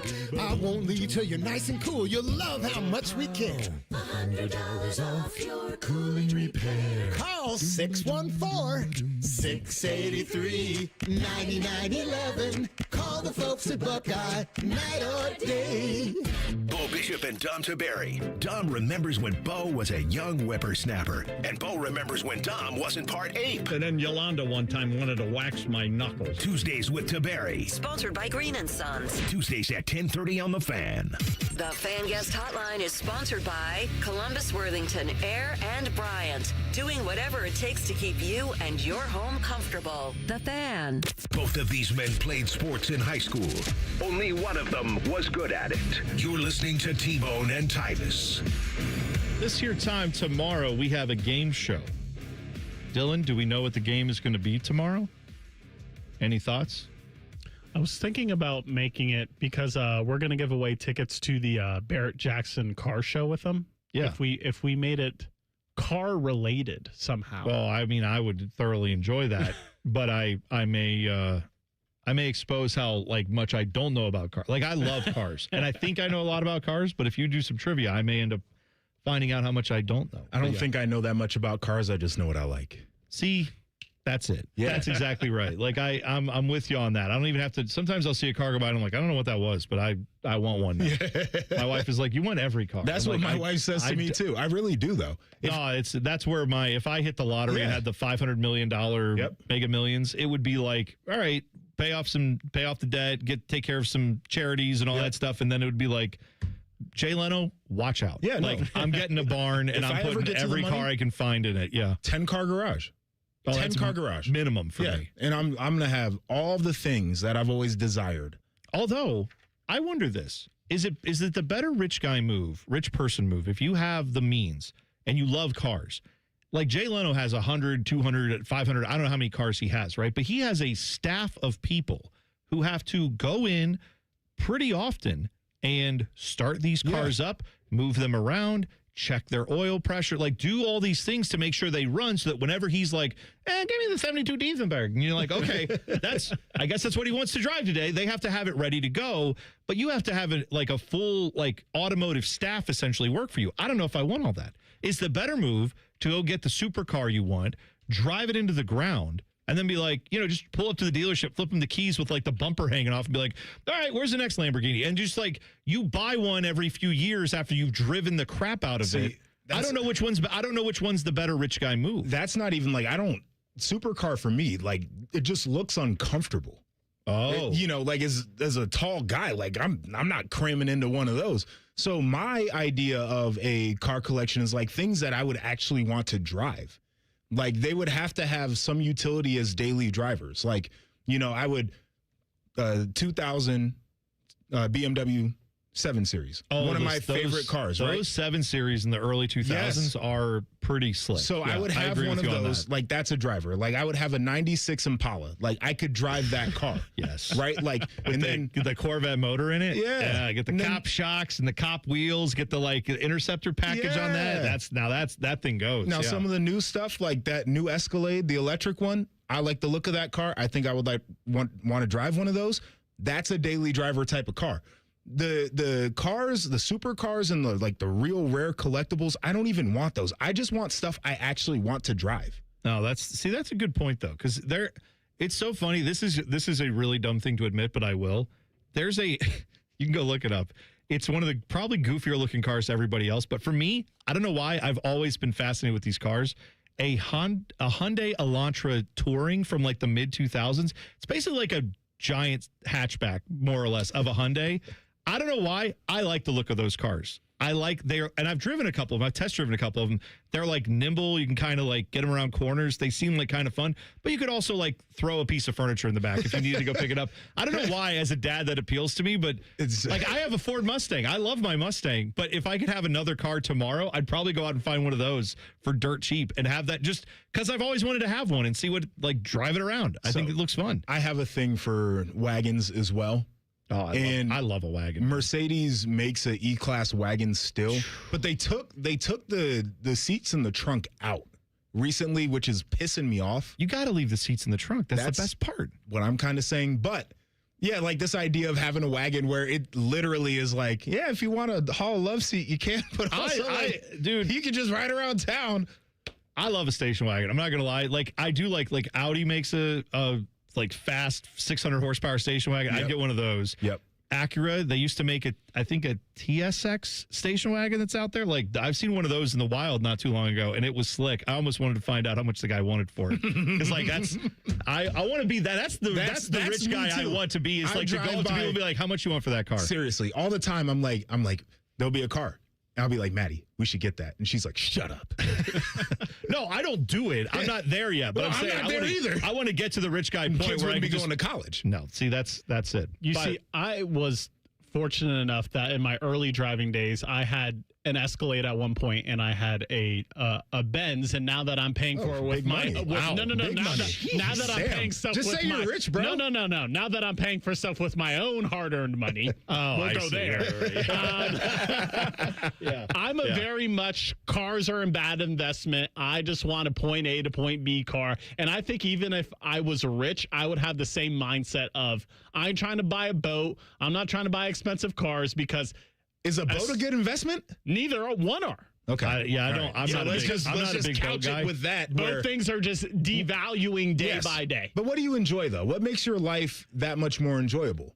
Yeah, that's why I like the cars that I like is because I feel like I get the utility. The utility isn't the A to B. The utility is the enjoyment that I get from driving it. By the way, we're talking a lot of cars. I've got a family 5-pack of tickets to the Barrett-Jackson Auto Auction at the Ohio State Fairgrounds, June 25th through 27th. You can see hundreds of collector cars at the Barrett-Jackson Columbus Auction, June 25th to 27th, which is what I just said, at the Ohio Expo Center and State Fairgrounds. Tickets on sale now at Barrett-Jackson or Barrett-Jackson. .com, I'm guessing. It just says dot at the end of it, but whatever. Google Barrett Jackson. Anyway, we're giving away a 5-pack of those today, right? Yeah. And then also tomorrow at the same time. So be around for that. I would enjoy getting one of those cars that are at that show, but then a couple months later, I'd be like, man, I could have I could have done some experiences instead. I could have taken my kids somewhere. No, don't worry about that. I told you go about to Barrett the Jackson and go experiencing. buy yourself like an automobile and just have it sit there and never drive it. By the way, what caller do we want to do for this? Caller, we say it, caller 5? Sure. 5-pack of tickets. 614-821-9710 is the phone number to get your Barrett Jackson tickets. Good luck. Can I say something about experiences? I don't know if I've said it on this show. I had 6 concussions playing football. Yeah. What experience do I want to? I'm not going to remember. Oh, that's a fair point. You know, like, Man's got to know his limitations. Yeah, I want to have experiences. I'm not saying I don't want to ever experience anything, but I appreciate things a little bit more because of that. Oh, I'll tell you, man. What can I enjoy today, Dylan? Consumable right now. Listen, Dylan, you are right that a car is a bad investment. If you are looking at it as like, I'm going to buy this, it's going to make me money. The difference is, and I look at it this way, is like if I go to a casino and gamble, let's say I'm going to take $200 to the casino to gamble. I look at it as I'm paying $200 to live on the edge for a little bit. I don't expect I'm getting make money at the casino. I look at it as this is the participation cost of trying to have a fun night. And I may walk out of there with way more money. I may walk out of there with nothing. I may walk out of there with, I don't know, a new companion. I may find a new life partner. I don't know. You never know what happens at the casino. Wow. I'm just saying. Maybe a pile of blow will appear. I don't know. I'm just saying. The point is, I'm paying the $200 for the experience, and then that's it. I'm saying, like, I'm not going out of it saying I'm going to get more out of this than what I'm putting in. Same thing with a car. Is like, I'm paying this money to enjoy my day-to-day drive. I'm paying this money for the heated seats to enjoy them. I'm not planning on this making money at the end of it. You see, I don't live that way. Like, I go to the casino. If you're not giving me the odds that I think I deserve at the roulette table, I'm not playing. Good for you. I don't gamble. Fine. So, like, that's the other thing. That's the other thing. You make choices, right? Like, I make choices that I want to emphasize certain parts of my life. I don't like to gamble, right? So, like, I waste enough money doing other things. I can't do that. Yeah, exactly right. You know what? We didn't get to Brendan Sorsby's agent who tells who the villain is, so we'll play the audio next. You'll hear from him when we come back. T-Bone and Tyvis on the Fan. Fan traffic. From the Atlas Butler Plumbing Services Traffic Center. No incidents, but still watching those slowdowns for you on the east side, just outside of Reynoldsburg. Of course, we're talking 70 westbound in between State Route 256 and before that 70 and 270 split on the west side. But much better news for our friends in southeast Columbus by Canal Winchester. Only a 4-minute commute on 33 between Gender Road at 270. That's fantastic news on this Thursday. As for those northbound drive times, if you're taking 71 north between 670 to 270, that's about 8 minutes it will take you on this Thursday. On 10 TV's Brianna Albizu with your Fan Traffic. When sudden illness or injury strike, Ohio State offers 3 types of urgent care to meet any of your needs. From traditional urgent care to our specialized orthopedic urgent care for activity-related injuries and advanced urgent care for more serious injury and illness. Our experts treat everything from broken bones to ear infections and colds and flu. Ohio State Urgent Care. This is world-class care. Grilling season starts now at Billiards Plus. Shop top-of-the-line grills and turn every cookout into a win. Then bring the fun inside with pool tables, shuffleboard, and more. Everything for the ultimate game room. Billiards Plus. Grills, games, and good times. Online or on Dublin Center Drive in Dublin. Common Man here. Join me June 20th for the Common Man Mile at this year's Fan 5K in Westerville. Get signed up at 971therace.com. The 97.1 The Fan 5K is presented by Ohio State Wexner Medical Center, and the Common Man Mile is sponsored by Rose Pest Solutions. Rose Pest Solutions has been protecting Columbus homes and businesses for over 165 years. Got a pest problem? Rose is the solution. Call 800-966-ROSE or visit rosepestsolutions.com. It's 2026, the year you achieve your health goals. The Good Feet store wants to help. Trade in your bad feet for good feet. We want to help you walk, run, exercise, and play in comfort this year. Visit the Good Feet store on Polaris Parkway near the Polaris Mall or on Stringtown Road at Grove City. The lot is full and the deals are on. Let's get it started. At Lindsay Honda, we're kicking off the summer by giving you cash for your clunker. $3,500 minimum guaranteed for qualifying trade. Trade up to a new 2026 CR-V LX all-wheel drive CVT. Now just $339 a month. Or just $259 for a new 2026 Civic LX CVT. Let's get it started. Cash for clunkers is back at Lindsay Honda. Visit lindsayhonda.com for details. This 4th of July week, Championship Golf takes center stage in Columbus. From July 2nd through 5th, the 46th U.S. Senior Open Championship comes to Scioto Country Club, where legends of the game meet hallowed grounds that don't play favorites. Feel the energy, the tradition, and the pressure of championship golf at its finest. Be there for every moment. Tickets are available now on SeatGeek. Oh my, do I have World Cup fever. Scotty Vegas here, and the next Team USA game is Friday at 3 o'clock. So let's play some hooky from work and meet up at the Sportsbook at Hollywood Casino Columbus. We have contests, games, and huge prizes to give away. Wear your red, white, and blue. Watch the game on the best screen in Columbus. Pro tip, order the soft pretzel. It's the size of a soccer ball and delicious. See you Friday at 3 at Hollywood Casino Columbus. Must be 21 or older. Gambling problem? Call 1-800-589-9966. I'm Leslie from Pella Columbus. And I'm Wilson from that other window place. Sounds like you heard about our special sale right now, where qualifying installs are 40% off. Yep, it's why we're now offering 2 windows for the price of 1. Wait, what was that? That was the disclaimer. I can make up all kinds of things as long as there's a disclaimer at the end. I'm not sure that's right, Wilson. Sure it is. Listen, I can bench press 100 pounds. No, I can't. That's a lie. Get the windows that Columbus homeowners rated the leading window brand at PellaColumbus.com. Veterans and active duty service members. When your call to service ends, your mission doesn't have to. Go from GI to IT in just a few months at My Computer Career. Prepare for a high-demand career in cybersecurity, protecting people, systems, and institutions from real cyber threats. Cyber warriors are needed now. Will you answer the call? Go to mycomputercareer.edu/CWP to learn more. That's mycomputercareer.edu/CWP. An elite CompTIA certification partner. VA education benefits are available to those who qualify. Get in the zone, AutoZone. Rain on game day doesn't faze Dave. He's already got his poncho. Just needs to do something about those wipers. So Dave heads to AutoZone, Welcome to AutoZone. where a friendly AutoZoner helps him get premium quiet wipers and some hand warmers. You're all set. Now, if only his team can handle the elements as well as his new wipers. Get wipers, glass cleaner, and more with no hassles, just help at AutoZone. Get in the zone, AutoZone. There's a pill version of Ozempic. Hello, I'm Ozempic. And I'm other GLP-1s kind of like him. Hey, did I hear there's a pill version of Ozempic? Yep, you sure did. Ask your doctor about which FDA-approved uses of the Ozempic pen or pill may be right for you. Call 1-833-OZEMPIC or visit Ozempic.com to view the medication guide and learn more about Ozempic semaglutide tablets 9 milligrams and Ozempic semaglutide injection 2 milligrams. There's a pill version of Ozempic. Broadcasting live from the McDaniel GM Superstore Studios. Driving excellence since 1916. Chevrolet. Together, let's drive. WBNS HD1 Columbus. Good morning, I'm Dylan Gonzalez. The Cincinnati Reds were going for a 3-game sweep against the New York Mets in Cincy yesterday, but failed to do so after losing 9-1 to the Metropolitans. The Redlegs have the day off today, but will travel to New York to play the Yankees tomorrow.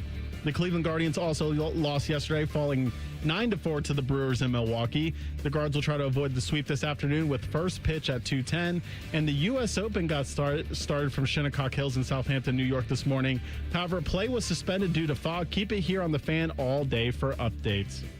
This update was sponsored by TurboTrack Realty. Done with that property, called John Kozik at TurboTrack Realty. He'll buy it today for cash. Call him at 614-470-2000. Breaking sports news when it happens right here on The Fan, Ohio's sports destination.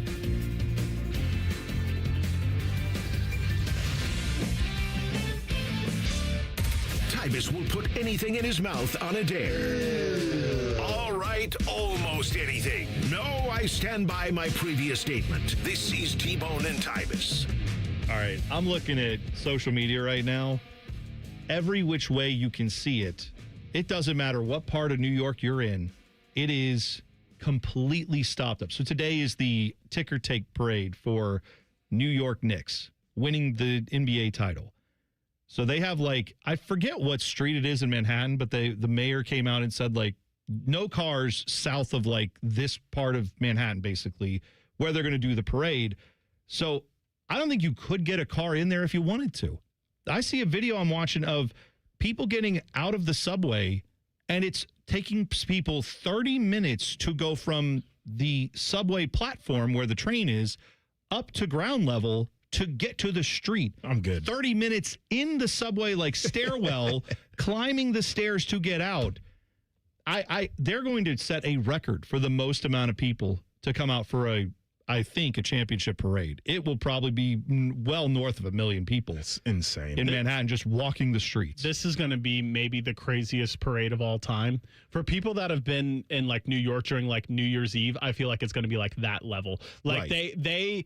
they block the streets there. They block you from walking on the streets there. There was a time that I was there just walking around New Year's Eve, and I wasn't even trying to go to the ball drop, and I almost got trapped because they're like, nope, you can't walk this way, you can't walk that way, and I had to just randomly hop on the subway and just get the hell out of the area because the police wouldn't let anyone walk anywhere. Yeah. And I'm sure this is going to be like the same type of vibes where it's like, I think I saw that they were going to have like 10,000 of New York's finest out there for the parade, and that's going to be a drop in the bucket compared to the amount of people that are out there. I don't know if that's going to be enough. Like, but it's not even that I think anything bad is going to happen. It's just going to be massive amounts. Be fighting. Oh well, there'll be that because it's just so many people in a confined space, and then it'll be one person like, hey, no, do you stop? And then it's just that of course is going to happen. There's going to be a lot of little misunderstandings between otherwise well-meaning folks, but like it's still, I saw another video from a train platform in Long Island, like not close to the city at 4 a.m. It was people all in Knicks gear, and the whole thing, it looked like it was rush hour. It's like, sick. That is like sick. 7, 8 o'clock in the morning. It's just packed with people getting on the train, all going in for the parade. So what would have made this funnier or more enjoyable is if Eric Adams was still the mayor, because he would have had some quote about something that would have just been hilarious. And the World Cup going on at the same time, where he's like, New York City is the Islamabad of America. I was just going to say, which is like one of the funniest things. Thing is him. He would have a dignitary from another country, and if it was like someone from Argentina, he would be like, New York City is the Buenos Aires of the United States. It's just like, what are you New York talking City. about? Who cares? What do you is the mean? Dublin of America. Yes. Oh no, it would be like literally. Yes. He would have Andrew Ginther in, and he would be like, I got to tell you, I think New York City is like the Grandview. Like he would pick a random like part of Columbus and be like, I think so. He doesn't matter the level of dignitary. He has to find a comparison. This parade, it would have been elite content from him. By the way, God, yeah. a little bit of east of the city in Long Island where the U.S. Open, you can't see a damn thing. It's just foggy there. Is it really? Yeah, I think they got started, but right now they're in a delay due to fog. See, that's what that is. Rolling out of New York City is aura. That's just the aura of the Knicks is just coming over Shinnecock and just taking it over. They just can't compete with the aura. Nothing can compete with the Knicks in New York today. You might want to start the U.S. Open on Friday. I'm just saying, like, don't make these people choose between going to a golf outing or a parade for the Knicks. It's not even going to be close. I heard Bo bring this up the other day. The reason why this parade is going to be so crazy is because the Knicks are the biggest deal in New York. That is factual. He said that. I, as a person born there, I could co-sign it. And his reasoning was like, baseball, you're split. Yankees, Mets. Hockey, you're split. Rangers, Islanders. Football, you're split. Giants, Jets. Don't give me the Brooklyn Nets. Okay? No. Did you see Karl Anthony Towns was on, I think maybe it was Kimmel or Fallon, one of the shows, and he's like, I saw people celebrating all 5 boroughs. He's like, even Brooklyn, and they have a whole team over there. It's like, yeah, who's rooting for that in Brooklyn? They're all went on their Knicks gear if they didn't have it already. It was cool for a second when they first got there. No one cares. Everyone that jumped on the bandwagon jumped back off and got their Knicks gear out of the closet. Absolutely right. Yeah. So that should be, you know what? Good for the New York people. Now they have something to brag about their city. You know, they never talk about New York as being great. So this is be the first time in a long time New Yorkers can actually be thrilled and brag about their city. I'm happy for those poor people. All right. Here is what happened with Brennan Sorsby's agent. His agent, whose name is Ron Slavin, was on 104.3 The Fan in Dallas, I think is their call sign. The Dallas sports radio station, essentially, of note. Here is what he said about the problem, the real villain in this whole situation with his client who gambled on sports. People I feel worse for, besides Brendan, is Texas Tech. Where they messed up was they talked too much. Nobody knew any of this about Brendan. Nobody knew when he was in the portal this was happening. I mean, Brendan probably should have gone in the draft in January, right, if we would have known, but nobody knew. And they didn't do anything wrong here. If anybody should be questioned or be catching heat, it should be Cincinnati, because they knew for 2 years and never said anything and didn't do anything about it. So that's the part of the story that gets lost. And again, it's like, this is a 22-year-old kid who doesn't drink, doesn't smoke. He's had 2 girlfriends his entire life. He's at church every Sunday. He's a great human being, and I guess his biggest fault might be he's too giving. I'm sorry, I said it was 104 point. It's 105.3 in Dallas. That was Slappy and the Wildebeest every morning. I'm sure you'd give him a listen. Doesn't drink, doesn't smoke, goes to church every Sunday. Good His kid. problem is he's too giving. You forgot only 2 girlfriends That's his right. entire life. Who gives a damn? He gave too much to the sports books. Dude, I like how his argument was, you know what? Texas Tech had no idea this was going on. Cincinnati knew, though. Cincinnati knew for 2 years. Nobody knew. And nobody knew except Cincinnati. There's one other person that for sure knew this was going on. It's your damn client, you idiot. Like, the guy you're representing was the guy who did it. He knew he was gambling. He didn't say anything to you. You should be mad at him. Let's get to the bottom of What are we that. talking about? No one Because- knew. Like, Brendan Sorsby's just like, how did this happen? $90,000 of gambling? I didn't know I did that. So, let's get to the bottom of that, though, because I think that's the whole thing where people are like, oh, we should go after Cincinnati. Okay, maybe we should, maybe we shouldn't. But this agent is claiming nobody knew. Texas Tech didn't know when he got in the portal. He had no idea, being his agent, his representative, one of the closest people in his circle. This is a guy of upstanding character, doesn't have any faults, except for this one that we just learned about. He lied to me for years about didn't tell me anything about his gambling. That's my point. So the story that I'm hearing is, at some point, Cincinnati got a notification that he was trying to sign up for one of these gambling apps, or he was going to try to gamble somewhere. And they talked to him about it. They questioned him about it. And he said, no, none of this is the case. And that was it. When you are dealing with people who have addiction issues, they are going to lie to you. So there is a reasonable case here that Cincinnati might have had something come across their desk about, hey, like, you might want to go talk to this guy. And they talked to him, and he lied like he has been doing. And they were like, okay, we believe him, because he goes to church every Sunday, and he's only ever had 2 girlfriends in his life, and he doesn't smoke and he doesn't drink. They would believe a guy like that, just like everybody else did. Absolutely right. And I want to be clear, like, I acknowledge that when you have an addiction, of course, their lies are part of how that addiction continues, because that's how you cover it up, because you don't want to, you're in the throes of addiction. Right. I totally get this. Yes. What I'm saying is, if I'm an agent, I don't think it's the best course to go on a Dallas radio station and basically say, the real villain here is Cincinnati for not knowing that my guy was lying to them through his addiction. Yes, of course, when your guy's dealing with addiction, that's going to be a real thing. But to act like Cincinnati should have been able to weed through that and figure it out when this agent, Ron Slavin, couldn't do it. Right. Like, if he's saying he's got hard evidence that Cincinnati knew and played this guy, Cincinnati, by the way, has heard this. Right. They put a statement out and said, we absolutely did not know that this was going on. If we had, we would not have played him. He would have been ineligible. We would not have done that. Fine. If I'm the agent, I must have some hard evidence that I'm backing this up with. Put it out there. No. Send it to the NCAA. No. Do something with it. He got a check from Cody Campbell to run interference. Yep. And went on this radio show, and that's what he was doing. Yep. That is my conspiracy theory about how we got this statement from him. I don't like the idea of saying that everyone should have been able to figure out that my client was addicted. Now, if you'll excuse me, I did not know that, but that's because how would I know he was an addicted person and he lied to me all the time? Right. Like, it's hard to deal with that. So I don't think, I'd love to crucify another college football program if they were actually doing some dirty deeds here, but let's not try to take the attention off of Texas Tech, who, once they found out about it, is the only one in this situation that actually wanted to play this guy and went to court to fight it, or at least people went to court over it. They say they didn't, whatever.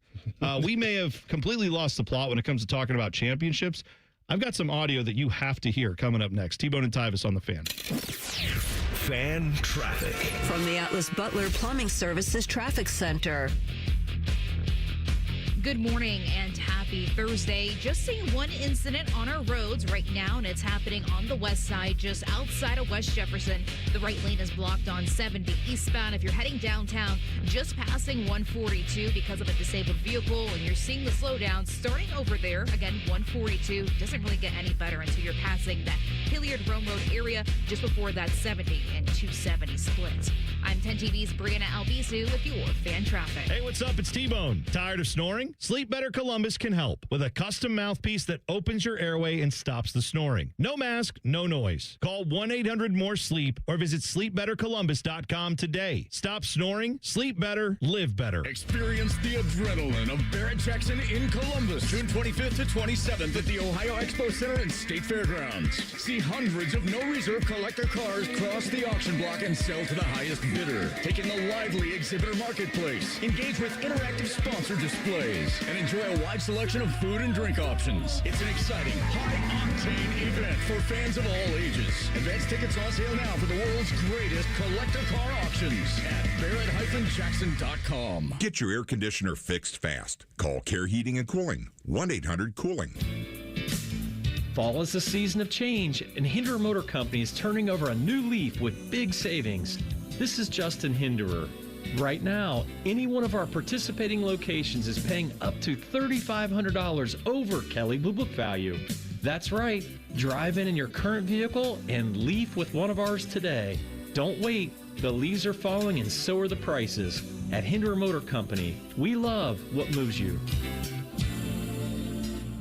Take a vacation from high interest rates this summer. With a special rate on balance transfers at BMI Federal Credit Union, you can put more money back in your pocket this summer. Visit bmifcu.org/consolidate to transfer your high interest credit cards today. Just the thought of raising my arms or bending down to pick something up scares me because I know that pain comes with doing any of that.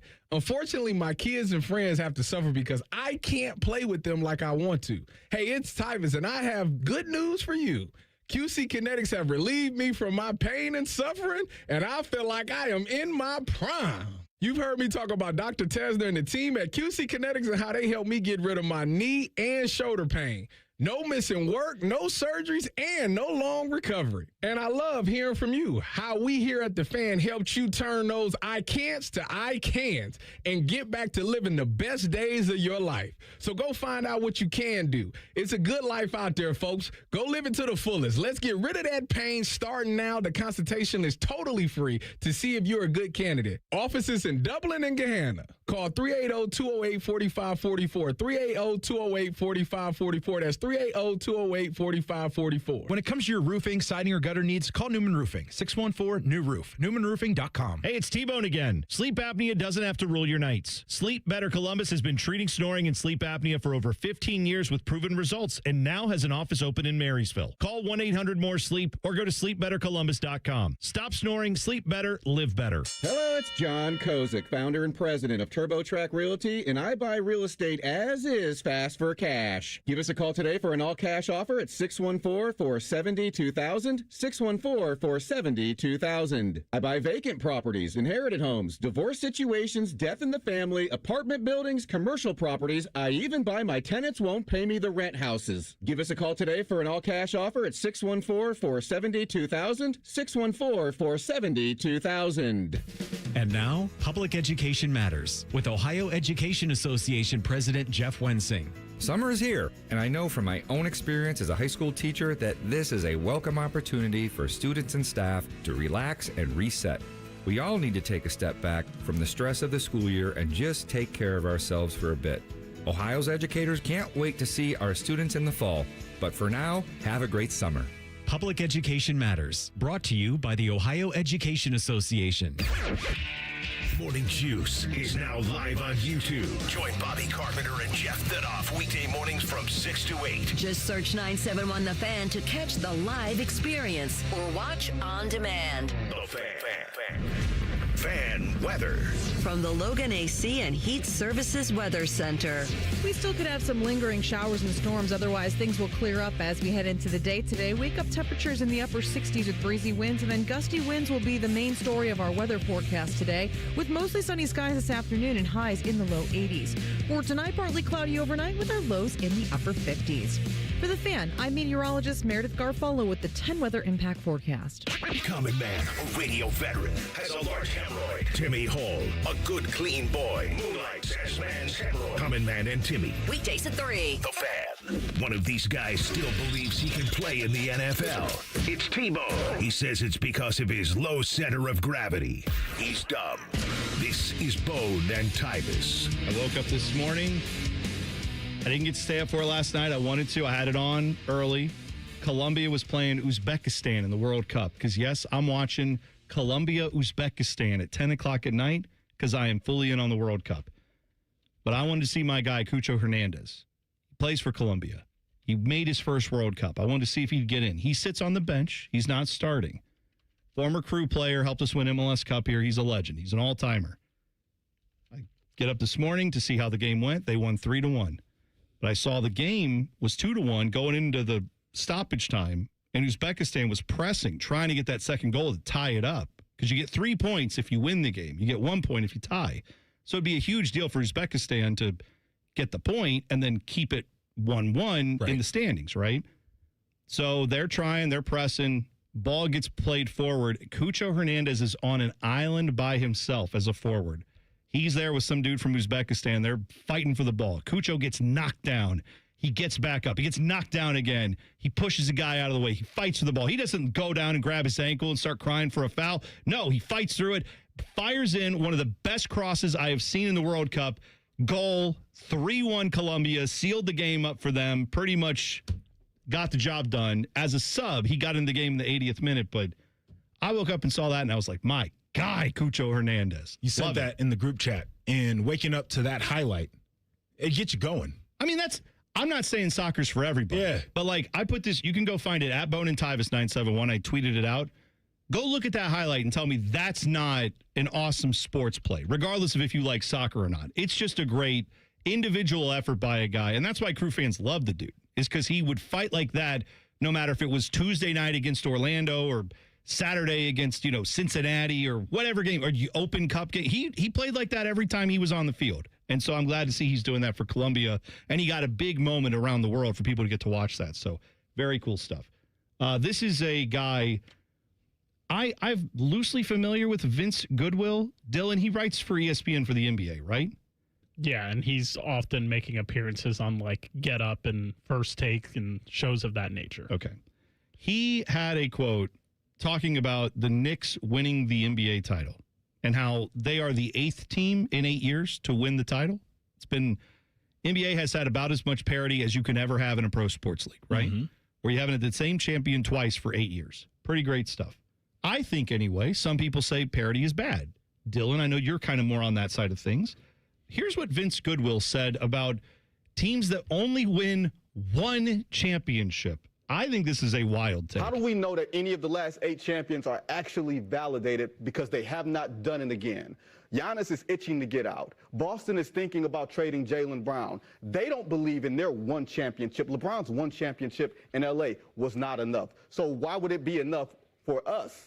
Validate is the Larry O'Brien that I put on that shelf and it stays there forever. That's the validation. The Laker thing. Oh, you mean participation trophy then? I'm sorry, Larry O'Brien is a participation trophy? If everybody gets one. It is an actual trophy. You won the league that year. Oh, my God.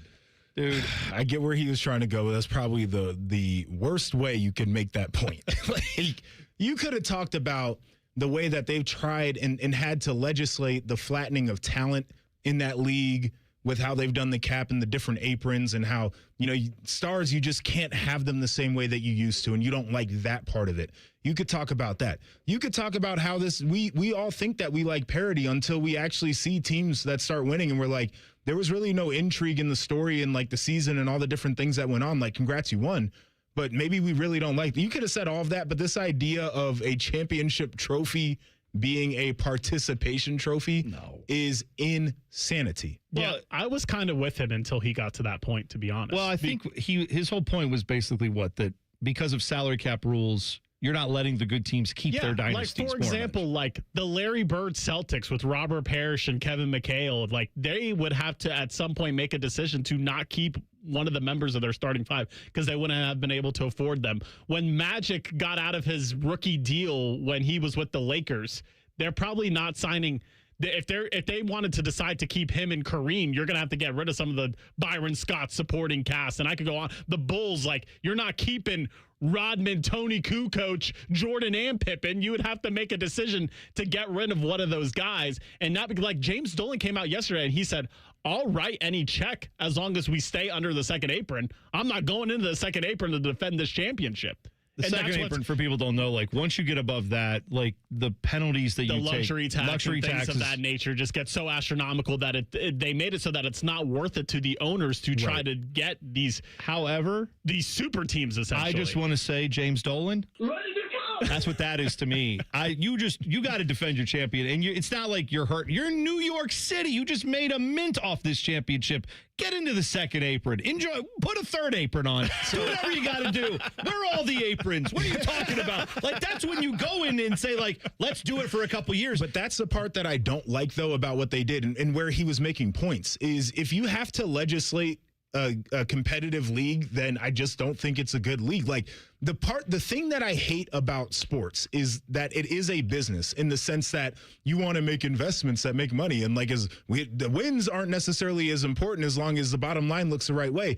That's right. Spend money on the damn team. Nobody should have to tell other people they can't spend the money that they want to so you can have some good guys. Figure that part out, or maybe you shouldn't own a team. Well, this is interesting because this is the argument Major League Baseball is currently going to have with its players, and this is their owner's argument is we can't afford to compete with the Dodgers. Get your money up or get out. Then sell the team. Yeah, that's like, it. Sorry, if you're a family that's like, well, but we're the Castellinis. This is where our money comes from. Then sell it. Enjoy your vast revenue you're going to get from that, and let someone else who wants to own this go actually make it competitive. Because I feel like I'm with you that I don't think that is the way sports should go, is that we have to cater to the bottom third of owners who are like, please, we barely have $1 billion. We can't spend money. Like, shut up. Like, there's so many billionaires now in the U.S.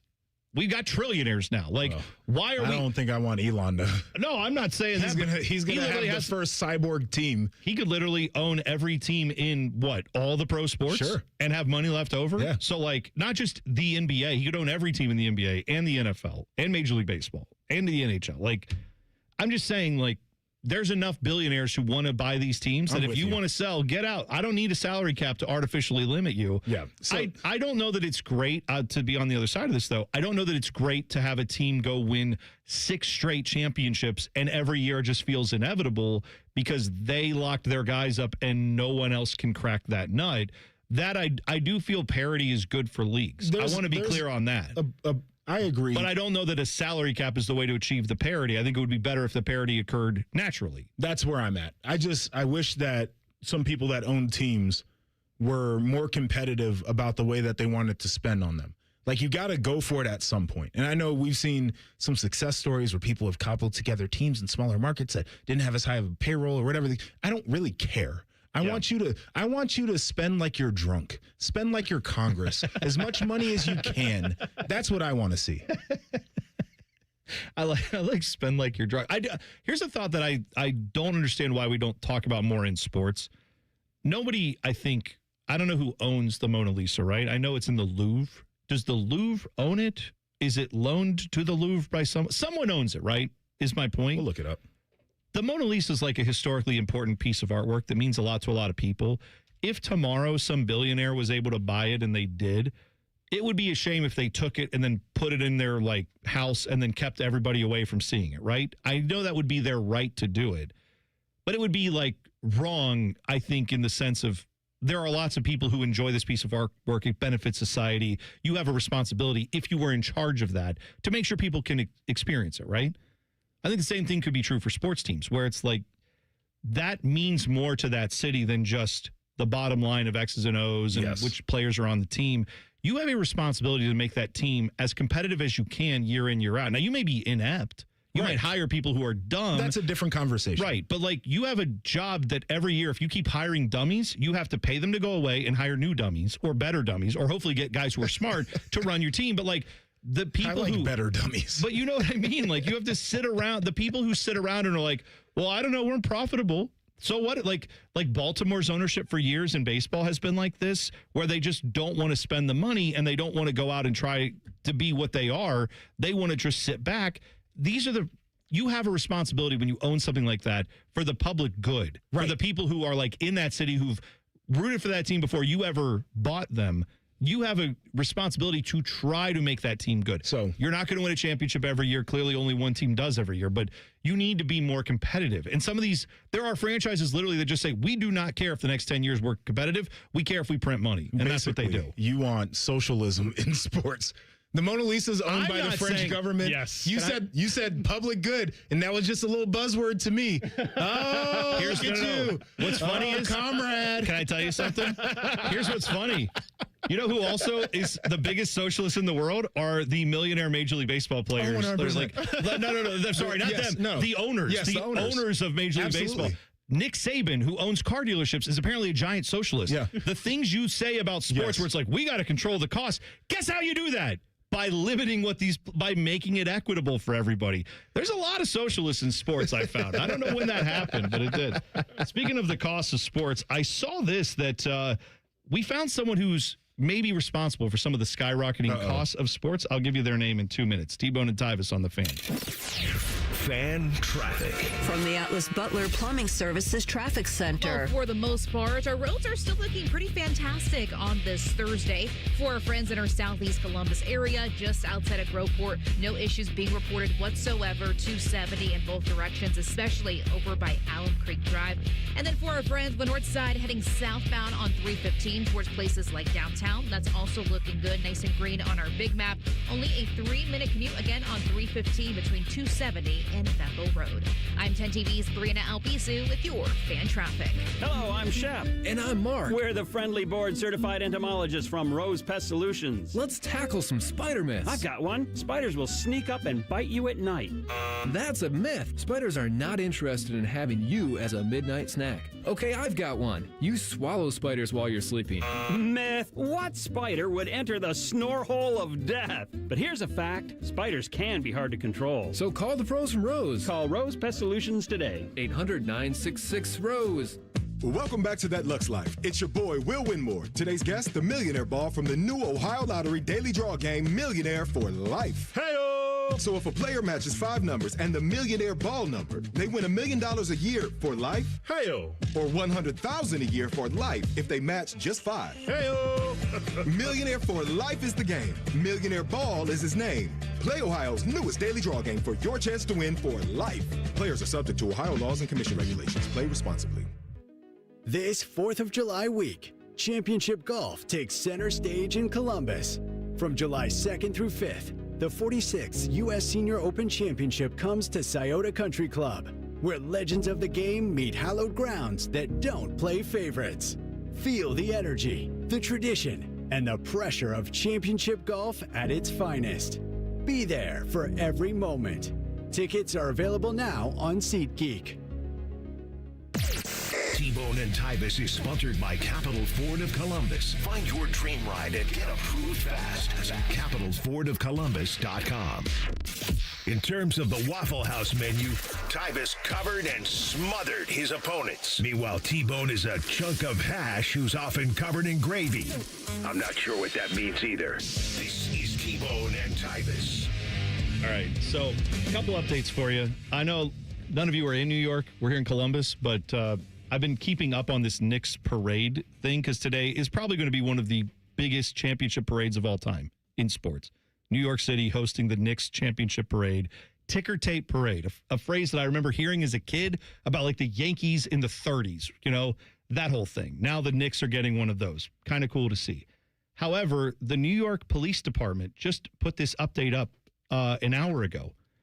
They have viewing pens is what they're calling them. Oh, God. Along the sidewalks where they have like, you know, they have areas sectioned off with gates and stuff so that you can't go on the street, but you can stand on the sidewalk. The parade doesn't start, I believe, until 10 a.m. As of 8 a.m. this morning, they said, attention, all the viewing pens in New York City for the parade are full. Do not come down here. Go home. We have no more room for you. Go to a bar. 2 hours before the parade starts, it's already completely filled in and nobody. That is wild. It's sick. It's insane. I wouldn't want any of that smoke if I lived there.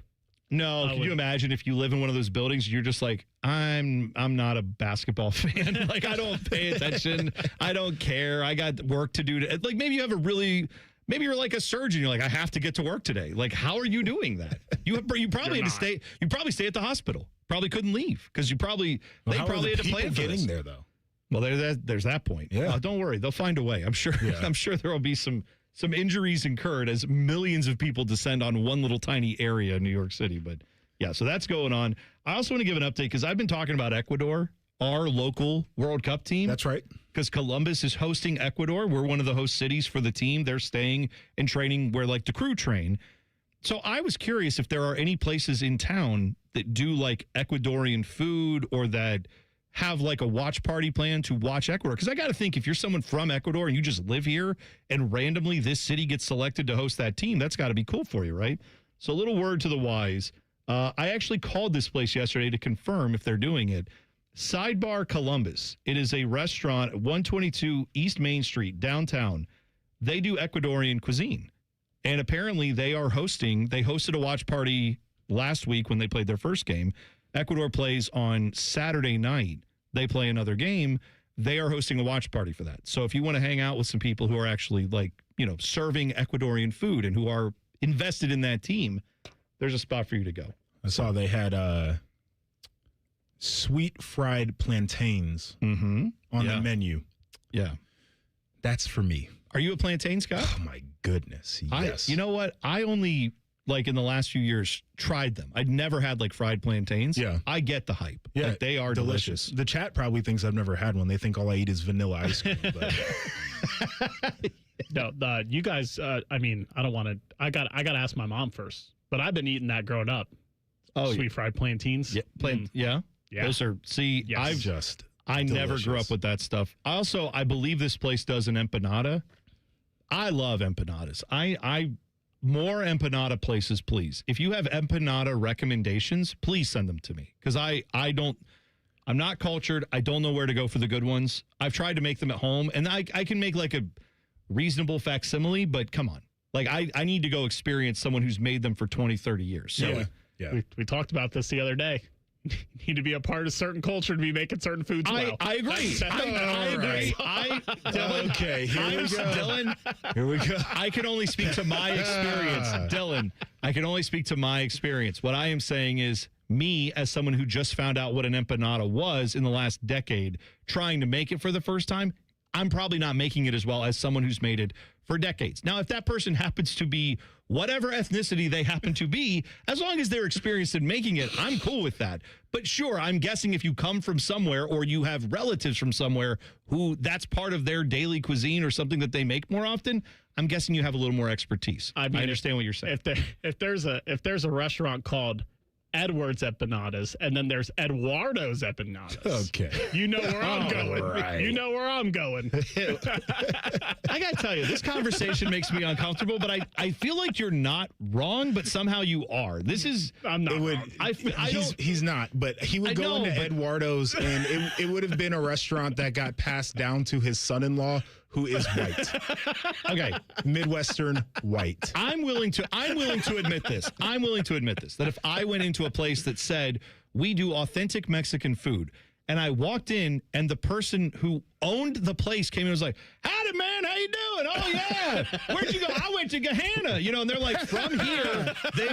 And then you're like, okay. I would be wondering what their connection was to the cuisine. If there's like, oh, man, I don't know. I like Chi-Chi's back in the day. Let's open one. I'm going to have Shout out to Chi-Chi's, questions. by the way. But and I know if that same guy walked out, he was like, now, please meet my wife, Maria. And she came out and she's from a country where they make this food. I would say, oh, there's your connection to it. I get it. Like, it doesn't mean that guy can't cook a mean, burrito or whatever. It just means we're going to have questions. That's all. I don't think that's unfair.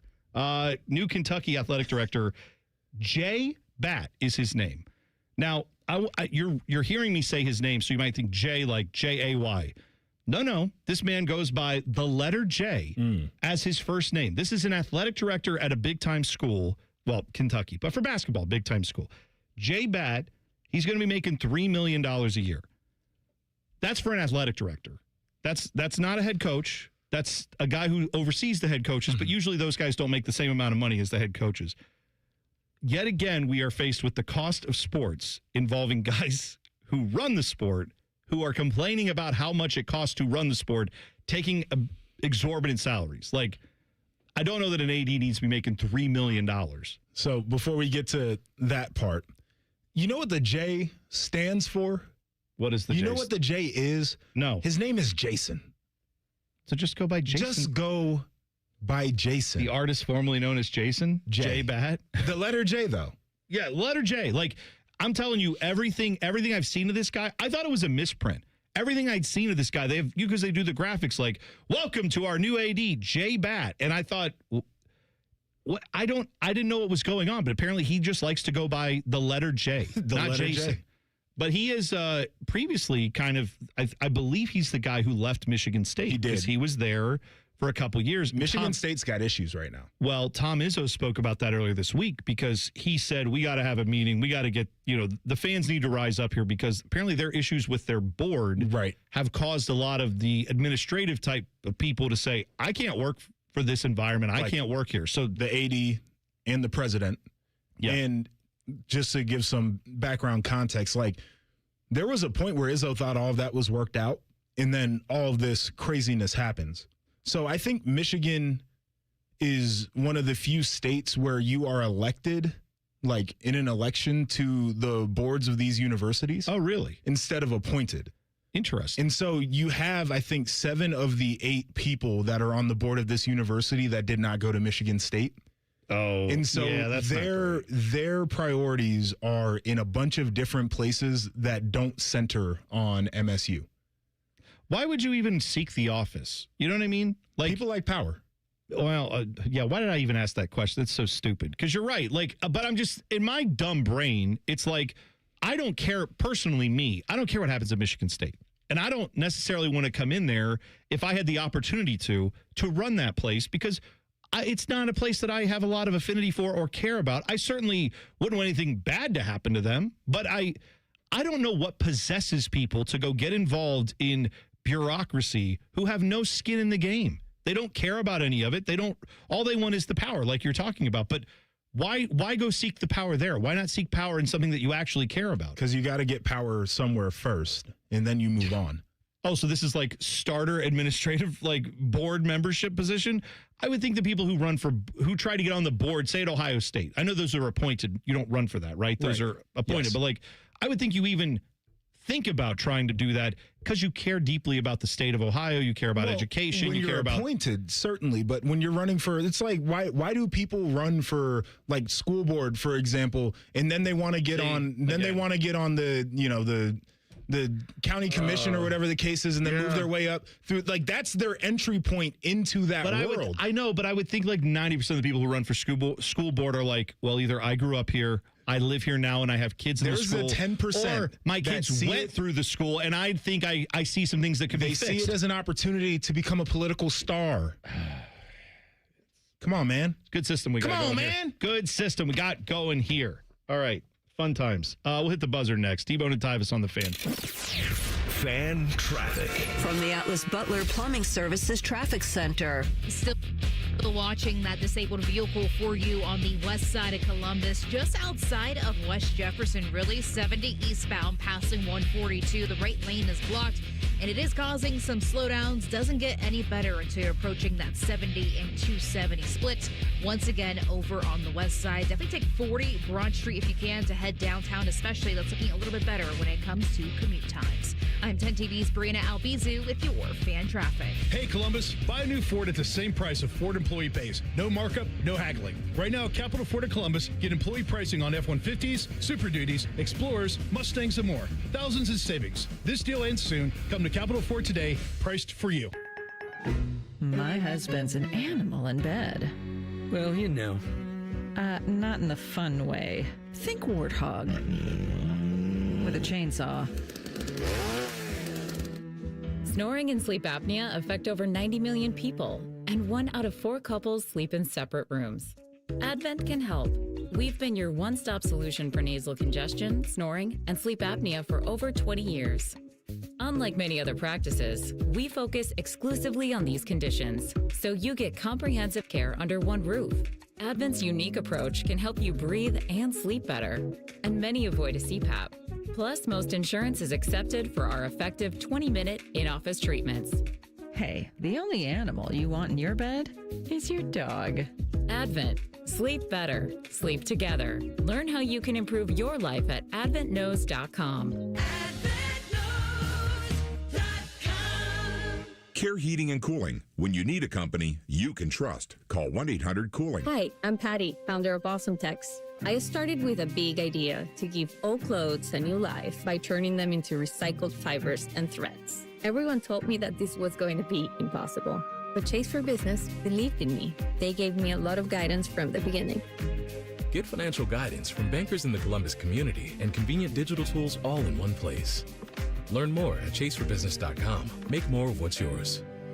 Real customers compensated. JP Morgan Chase Bank, N.A. member FDIC. Grilling season starts now at Billiards Plus. Shop top-of-the-line grills and turn every cookout into a win. Then bring the fun inside with pool tables, shuffleboard, and more. Everything for the ultimate game room. Billiards Plus. Grills, games, and good times. Online or on Dublin Center Drive in Dublin. Hey, it's Bo Bishop here. If you've been thinking about an RV, now is the time at RCD RV. They've got over 850 RVs in stock. Motorhomes, fifth wheels, travel trailers from trusted brands like Cougar, Georgetown, Springdale, Forest River, and Salem. Trade values are sky high right now, and every RV purchase from RCD RV comes with a $500 ODNR gift card for your next Ohio State Park getaway. This limited time event ends June 27th, so don't wait. Visit RCD RV or shop now at rcdrv.com. Dip it, dunk it, smother it. It's queso gone wild at Hothead Burritos. Try our new loaded potatoes covered in queso and topped off with hardwood smoked bacon, burritos, bowls, nachos, and more. Hothead Burritos. Get up and get you some queso. Get in the zone, AutoZone. Rain on game day doesn't faze Dave. He's already got his poncho. Just needs to do something about those wipers. So Dave heads to AutoZone. Welcome to AutoZone. Where a friendly AutoZoner helps him get premium quiet wipers and some hand warmers. You're all set. Now, if only his team can handle the elements as well as his new wipers. Get wipers, glass cleaner, and more with no hassles, just help at AutoZone. Get in the zone, AutoZone. There's a pill version of Ozempic. Hello, I'm Ozempic. And I'm other GLP-1s kind of like him. Hey, did I hear there's a pill version of Ozempic? Yep, you sure did. Ask your doctor about which FDA-approved uses of the Ozempic pen or pill may be right for you. Call 1-833-OZEMPIC or visit Ozempic.com to view the medication guide and learn more about Ozempic semaglutide tablets 9 milligrams and Ozempic semaglutide injection 2 milligrams. There's a pill version of Ozempic.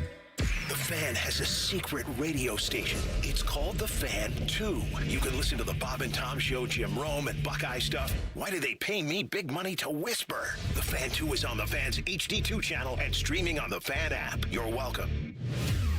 The Fan Poll is sponsored by JT's Pizza and Pub, home of award-winning pizza and $2 tall boys. All day, every day. No, I've never heard of the band on T-Bone's shirt either. You're listening to T-Bone and Tyvis. Tweet the program at Bone and Tyvis 971. By the way, if you've missed any part of the program, you can always find it wherever you get your podcasts. Just search T-Bone and Tyvis. It's right there for you, free of charge. It's all brought to you by our friends at Capital Ford of Columbus. Eric Reeser joining us now. Reese, good morning to you. Gentlemen, how we doing? Good. I have been talking off and on all morning about how, like, The World Cup, I didn't think would get me like this, but having discussion with friends of mine who've watched soccer, this may be the greatest, first opening round of games I've ever seen in the World Cup. Last night, you had one come down right to the wire with Ghana and Panama. They won. Ghana did on a last-second goal.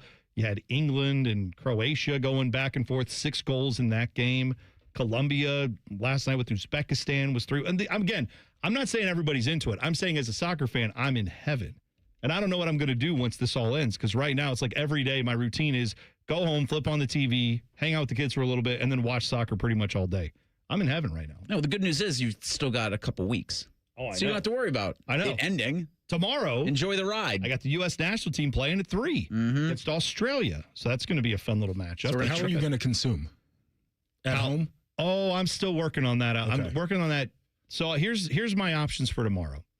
So I've been asked, Dave Biddle, Scotty Vegas, they're doing a watch party out at Hollywood Casino Columbus for this game. And I would like to go there. However, I may have the kids with me. Under 21 not permitted, which is fine. That's the casino. So that may be out for me on that. Then the crew have their own watch party out at Columbus Commons downtown, and that's going to have kids stuff and all that. So I may go to that, but I also need to figure out where my buddies are going. So Right. I'm there may be a random bar that we end up going to, and if that happens, then I don't know if the kids are able to go to that or not. So I'm trying to I've got another day to figure it out. I'm still working out the plan, but those are the options for me. I ain't watching. You're not going to watch at all? No. Why not? You and Baker. Might take a nap. We've got one, too, on Bishop and Friends. I mean, not at all. I get it. Not like you have to. I'm not saying you have to enjoy soccer, but during the game, I will not have it on my TV. I will be watching John Taffer yell at people about how they're overpouring drinks. For the 9,000th time. You can watch John Taffer do that appreciate tomorrow. his art, but are they still doing new episodes of Bar Rescue? They came out with some new ones after COVID. Okay. Those have been good. That I get, because that's wild. There's a lot of stories that can be told of businesses that were affected by the pandemic. Oh, yeah. But man, Taffer's been doing that shtick since. He's really good at it. He is. He is. I It's acknowledge just, it. I acknowledge this too. I fully admit that U.S. Open's getting ready to start up today, right? I know they were having some weather issues yeah, early. they're supposed to resume at 9:05. Okay. So this is the 4th time they're going to resume play. Oh, okay. So I get it. I'm not the biggest golf fan. I'll probably check on the U.S. Open Sunday if there's a couple names I recognize or it's a really close battle, right? I'll check in on that, but not the biggest golf fan. So I know for soccer, if you're not the biggest soccer fan, hearing me blab on about the World Cup, I get it. Probably not your thing, but I'm just curious, I'll check in on the big events like the U.S. Open if there's something compelling. Mm-hmm. I would think the World Cup, not compelled at all. Okay, it's fine. Not for everybody. It's all good. Reese, are you watching World Cup stuff? Yes. What have you thought of it so far? I did not think this time last week that I'd be interested.